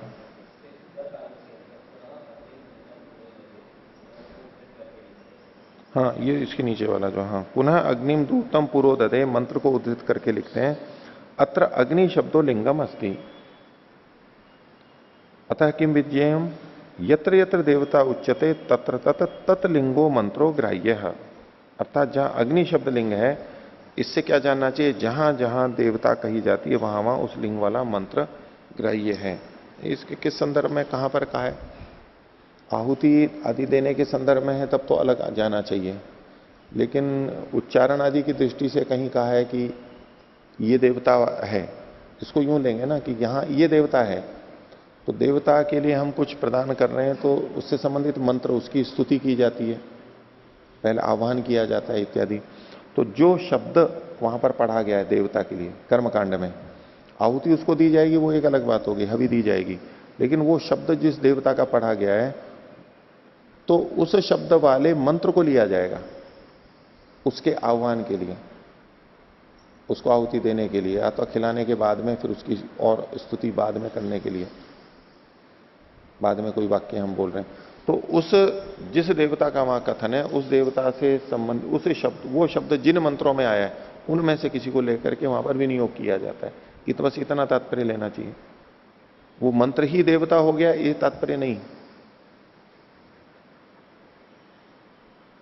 हाँ जी, दूसरा यज्ञ कर्म कांड से संबंधित प्रश्न है। जी, यहाँ पर अब देवता को तो इन्होंने नहीं, मतलब विग्रहवान देवता के रूप में स्वीकार नहीं किया।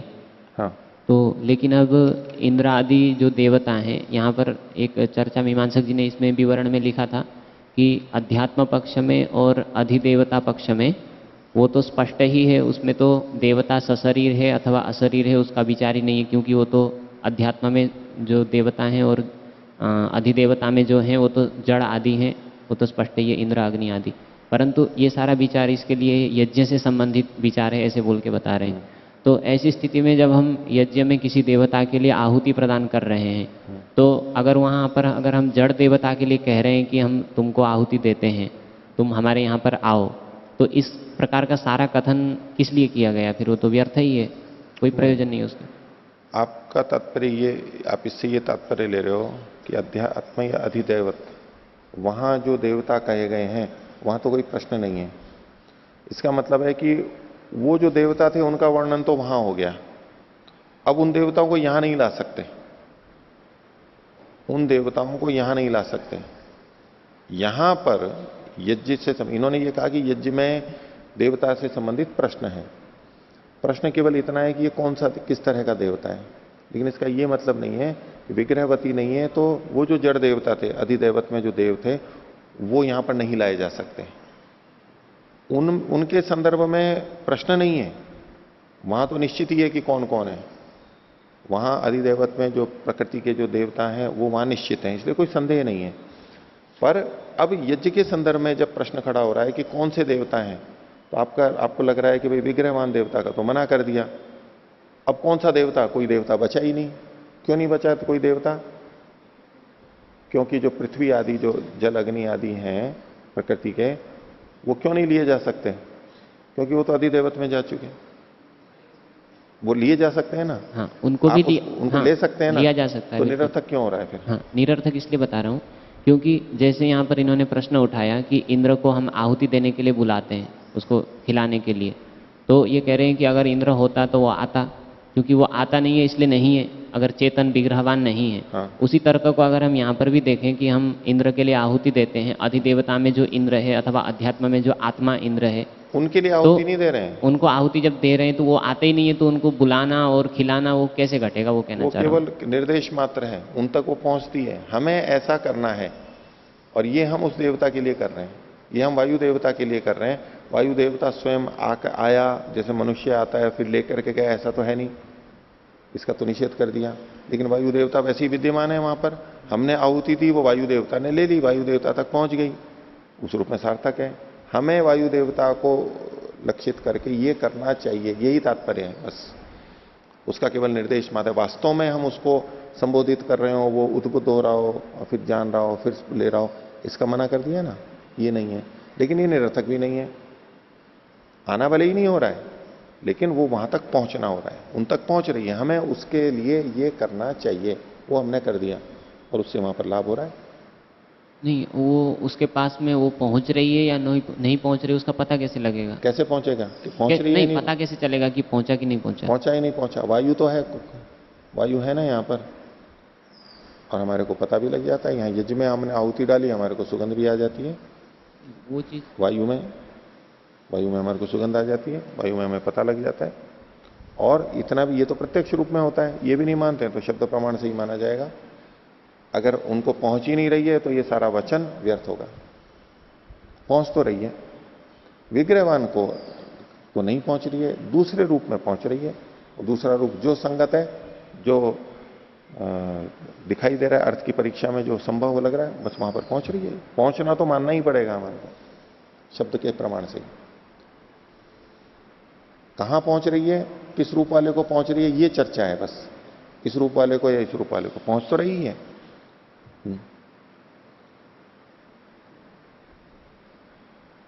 हाँ, एक और प्रश्न था जी, कि जैसे हम याग में ठीक है मानते हैं कि वायु देवता के लिए अथवा इंद्र देवता के लिए कुछ चीज हमने हवि दी और वो हवि उस तक पहुंच भी गई, लेकिन हम जितना हवि याग में देते हैं और उसका जितना बड़ा फल बताया जाता है, तो उन दोनों में तो बहुत ज़्यादा अंतर है।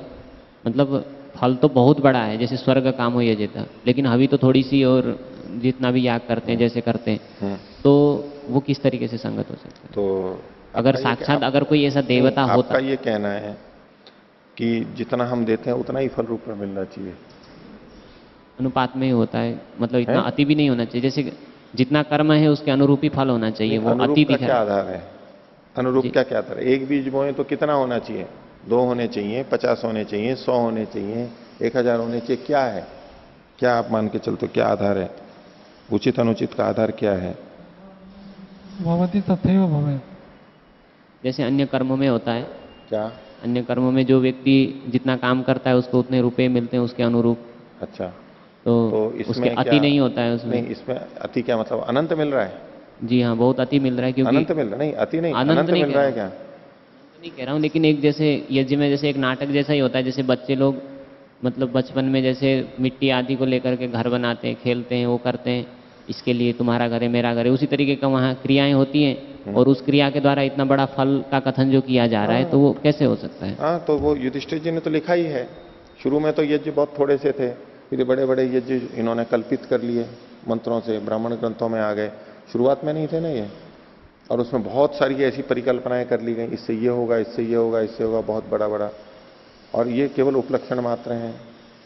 युधिष्ठिर जी तो इसी बात को इसीलिए कहते हैं, बोले तो सृष्टि विद्या को केवल बताने मात्र के लिए है, तो बोले फिर ये फल का मतलब क्या हुआ? ये तो अंतर्विरोध है ही। एक तरफ हम माने कि नहीं, वास्तव में ये फल प्राप्त होते हैं, सारे जितने जितने लिखे हुए हैं ऐसे ऐसे, तो उसको सब जने स्वीकार नहीं कर पाते कि ऐसा होता है। और जो अगर सब जने जिस पक्ष में हम माने कि ये होते ही हैं, तो भी ज्यादा होता है तो होता है, तभी तो करता है व्यक्ति, ज्यादा मिलता है तभी तो करता है। जी, और एक कथन है, एक प्रश्न है अंतिम, कि जैसे ईश्वर ने हमें वेद का ज्ञान दिया, और हम इसमें देख रहे हैं कि वेद में मतलब सबसे अधिक जो लक्षणा है, सबसे अधिकतर लक्षणा सारे ब्राह्मण वचनों में ऐसे दिखाई देता है। निरुक्तकार भी कहते हैं कि बहुभक्तिवादिनी ब्राह्मणानी भवंती, मतलब बहुत अधिक गौण कथन करने वाले होते हैं ब्राह्मण। और उसी प्रकार से वेद मंत्रों में भी यहाँ जैसे देवता के लिए इस तरीके से गौण कथन कर रहे हैं, तो वो समझने में भी, मतलब व्यक्ति को समझने में ही इतना मतलब विवाद इसमें चलता रहता है, तो इतना क्लिष्ट क्यों है ये? इतना क्लिष्ट क्यों है? स्पष्ट ही बता देते, मतलब अगर ज्ञान देना ही था, जो मेहनत करेगा वो पाएगा। अगर सरल होता तो हर कोई पा लेता। यथा योग्य करने के लिए प्रश्न पत्र यदि एकदम सरल आ जाए, तो जो कम जानता है उसको भी 100 में से 100 आ सकते हैं, और जो अधिक जानता है उसको भी 100 में से 100 आ जाएंगे। सरल अगर आ जाए तो उचित निर्णय नहीं हो सकता है। और बहुत कठिन आ जाए, इतना कठिन आ जाए कि जो सबसे बहुत अच्छा जानने वाला है वो ही करेगा, दूसरे को तो कुछ भी पता नहीं लगेगा, तो भी अन्याय हो जाएगा। इसलिए प्रश्न पत्र में क्या कुछ चीजें इतनी सरल होती हैं, पता लग सके कि जो कम जानता है तो कम का पता लग सके, मध्यम का मध्यम, और अधिक जानता है तो अधिक का भी पता लग सके उसके लिए। इसलिए वेद मंत्रों में कुछ चीजें एकदम सरल हैं, हर जगह ही लक्षणा और हर जगह ही कठिन नहीं है। कुछ चीजें मध्यम है, थोड़ा सा सोचने से आ जाता है, और कुछ चीजें इतनी कठिन है कि जीवन लगा दो तो अर्थ नहीं समझ में आए कि यहां मूल बात क्या कही जा रही है। सब तरह की जितनी ऊंचाइयां हो सकती हैं, तो सामान्य व्यक्ति के लिए जितना सरल से सरल आवश्यक है वो भी है वेद में, उसमें कहीं कोई संदेह नहीं है। इतने सरल सरल मंत्र हैं, और उसको लेकर के कई हमारे विद्वान ये भी बोलते हैं, लोग यूं ही कहते हैं कि देखो वेद मंत्र कितने कठिन है, वेद मंत्र का अर्थ करना कितना कठिन है, देखो ये एक वेद मंत्र देखो कितना सरल है। अब स्थालीय पुलाक न्याय थोड़ा लगेगा यहां, सरल भी है, मध्यम भी है और कठिन भी है, पता ही नहीं लग रहा है कि क्या है। तो कठिन भी है सबके लिए, यथा योग्य व्यवहार हो। परमात्मा न्यायकारी है, सबको यथा योग्य बता सके। जिसने मेहनत करेगा वो पाएगा, जितनी मेहनत करेगा वो पाएगा, उतना उतना उसको मिलेगा। इस सब के लिए कहीं सरल भी है, कहीं कठिन भी है। और अगर सब सरल होता तो सभी ले लेते। अब कठिन है तो जो कठिन वाले हैं वो वहां से अर्थ निकालेंगे, फिर से लोगों को देंगे, परोपकार चलेगा। अगर सब चीज सरल होती तो वैज्ञानिक क्या खोजते और क्या देते, सब कुछ वैसे ही हो जाता। नहीं, कठिन है, जो खोजेगा, निकालेगा, खोज करेगा उसको विशेष मिलेगा, उसको सम्मान मिलेगा, उसको धन मिलेगा। जो मेहनत करेगा उससे फिर दूसरों का उपकार भी हो जाएगा अगर वो करता है तो ये क्रम इसी तरह से सृष्टि में भी ऐसा ही है और वेद में भी ऐसा ही है। सृष्टि की चीजें, सृष्टि जो है दृश्य काव्य है, ये एकदम सारा स्पष्ट सरल है या छुपा हुआ है? अधिकतर तो छुपा हुआ है, लेकिन सामान्य जीवन जीने के लिए पशु आदि भी जी लेते हैं, उतना उसके लिए तो प्रकट है। फिर भी पानी दिख जाता है, चारा दिख जाता है, भोजन हो जाता है, सब कुछ हो जाता है, आंखें देखती हैं, सुन लेते हैं, सब कुछ। ये जो स्थूल रूप है वो एकदम स्पष्ट है, वो हर कोई चल लेता है, छोटे से छोटा कीट भी अपने अपने ढंग से चल लेता है। ऐसा ही वेद में भी है। लेकिन जैसे मैं उस दिन भी बोल रहा था, वैज्ञानिक ये मानते हैं कि संसार को हमने कितना खोजा है, 1% से 0.73% ही खुला है, अभी कुछ भी नहीं है, अभी हम जानते ही नहीं है कितना है। तो कोई भी कोई चमत्कार नहीं, अगर जो पूरा जान ले, 2, 3, 4% जान ले तो भी चमत्कार हो जाएगा। एक तो हम बुद्धि के लिए बोलते हैं, वैज्ञानिक जो बोलते हैं कि भाई बुद्धि का प्रयोग हम 3-4% करते हैं, 7-8%, 10-11% तो नोबेल पुरस्कार विजेता या अति महामानव लोग करते हैं, लेकिन क्षमता तो फिर भी दे रखी है। अब कोई योग और उसकी साधना से 80, 90, 50% प्रयोग कर ले तो क्या कमाल हो जाए। ऐसे ही इस सृष्टि को अगर पूरा जान ले, जितना जितना हम जानेंगे उतना उतना उसका बहुत अच्छा उपयोग कर पाएंगे। ऊर्जा का भी उपयोग अभी हम नगण्य कर पाए हैं, सूर्य की ऊर्जा को बहुत नगण्य ले पा रहे हैं। इतना अथाह उपलब्ध है कि हम उसका बहुत थोड़ा सा उपयोग करके ये कर पा रहे हैं, अभी दोहन किया ही नहीं है हमने। सृष्टि में इतनी अपार संभावनाएं हैं। कहते भी हैं वैज्ञानिक तो कि सूर्य से आने वाला या सूर्य की जैसा हम यहां पर अगर कर लें तो ऊर्जा की कोई कमी ही नहीं है। अभी हम ऊर्जा के संकट से जी रहे हैं संसार के अंदर, नहीं तो ऊर्जा की कोई कमी नहीं। सूर्य से ही इतनी ऊर्जा आती है कि हमारे को और किसी ऊर्जा की जरूरत ही नहीं है, वो भी इतनी ज्यादा है, पर हम दोहन नहीं कर पा रहे, हम उपयोग नहीं कर पा रहे, इच्छा अनुसार नहीं कर पा रहे। तो हमारी क्षमताएं बहुत थोड़ी हैं, थोड़ा हमने जाना है, तो ठीक है। तो जैसे सृष्टि में है ऐसा ही वेद में भी है। वेद को भी हम थोड़ा थोड़ा जान लेते हैं, उससे हमारा जीवन चल जाता है। जैसे जैसे ज्यादा जानो, खूब गहराई, गहरे से गहरा चले जाओ। मोक्ष भविष्यति अनंत पारम किल शब्द शास्त्रम, और अनंता वही वेदा, अनंत है, कोई सीमा नहीं है। इतनी गंभीरता है, इतनी ऊंची ऊंची चोटाइयां हैं, लगा रहे। कौन? बृहस्पति, भारद्वाज, 400 साल, कितने साल, तो भी अगला जन्म भी मिले तो इसी को करना। इतनी ये संकेत मिल गया हमारे को कि इतनी ज्यादा है। बोले कठिन क्यों है? भाई योग्यों के लिए भी तो कुछ चीज होनी चाहिए, जो कर सकें, योग्य हैं, उनके लिए भी तो कुछ होना चाहिए। सब कुछ सरल कर देंगे तो वही अंधेर नगरी का वरगंड राजा वाली बात हो जाएगी।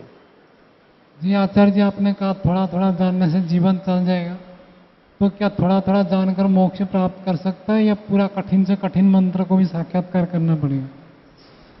उसके लिए आवश्यकता नहीं है। इसी के लिए आवश्यकता नहीं है उसकी? सारा सारा जानने की पूरा, बिल्कुल। मुक्ति के लिए जितना आवश्यक है वो शास्त्रकारों ने बताया कि मुक्ति के लिए इतना जान।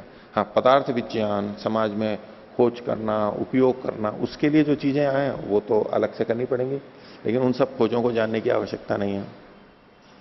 क्यों? अगर आप ये बात वेद पे लगाते हो तो ये बात सृष्टि पे भी लगानी पड़ेगी। हाँ, तदेव कि वेद को सारा जानना जरूरी है, हर मंत्र का, और वो तब मुक्ति होगी, तो सृष्टि की भी हर चीज जानेंगे तब मुक्ति होगी। उसके लिए वैज्ञानिक, और वैज्ञानिक भी कितना सा जानते हैं। बड़े बड़े वैज्ञानिक ही बोल देते हैं कि भाई समुद्र की केवल एक चिड़िया जैसे चोंच में पानी भरती है, चंचुपात करती है, केवल समुद्र की एक बूंद को समझा है हमने। ये यही तो संकेत है। किसने कहा था? आइंस्टीन ने कहा था? किसने कहा था? हैं? न्यूटन ने कहा। इस समुद्र की एक बूंद को जाना है, ऐसा है बस ये, इतना सा हमने जाना है। ठीक है, तो उसके लिए जब तक पूरा नहीं जानेंगे तब तक होगा नहीं, और पूरा हम जान भी नहीं सकते, असंभव है। मुक्ति के लिए जितना आवश्यक है, न्याय दर्शन में भी ये बात आई है कि मुक्ति के लिए जितना कितना जाना आवश्यक है, फिर जितना आवश्यक है वो हमने यहां पर बोल दिया है, उतने से मुक्ति हो जाएगी। इसलिए हाँ, जिनको विद्या विलास में, विद्या विलासी हैं जो, उसमें आनंद आता है, और धन भी लेना है, यश भी लेना है, लोगों का उपकार भी करना है, ये लक्ष्य बने हुए हैं, वो उसको अधिक से अधिक प्रयोग में लाएंगे, प्रयोग करेंगे, अन्यों को सुविधा होगी, उसको पुण्य मिलेगा, उसको सुख मिलेगा। तो इतना ही रखते हैं पाठ को। प्रणाम।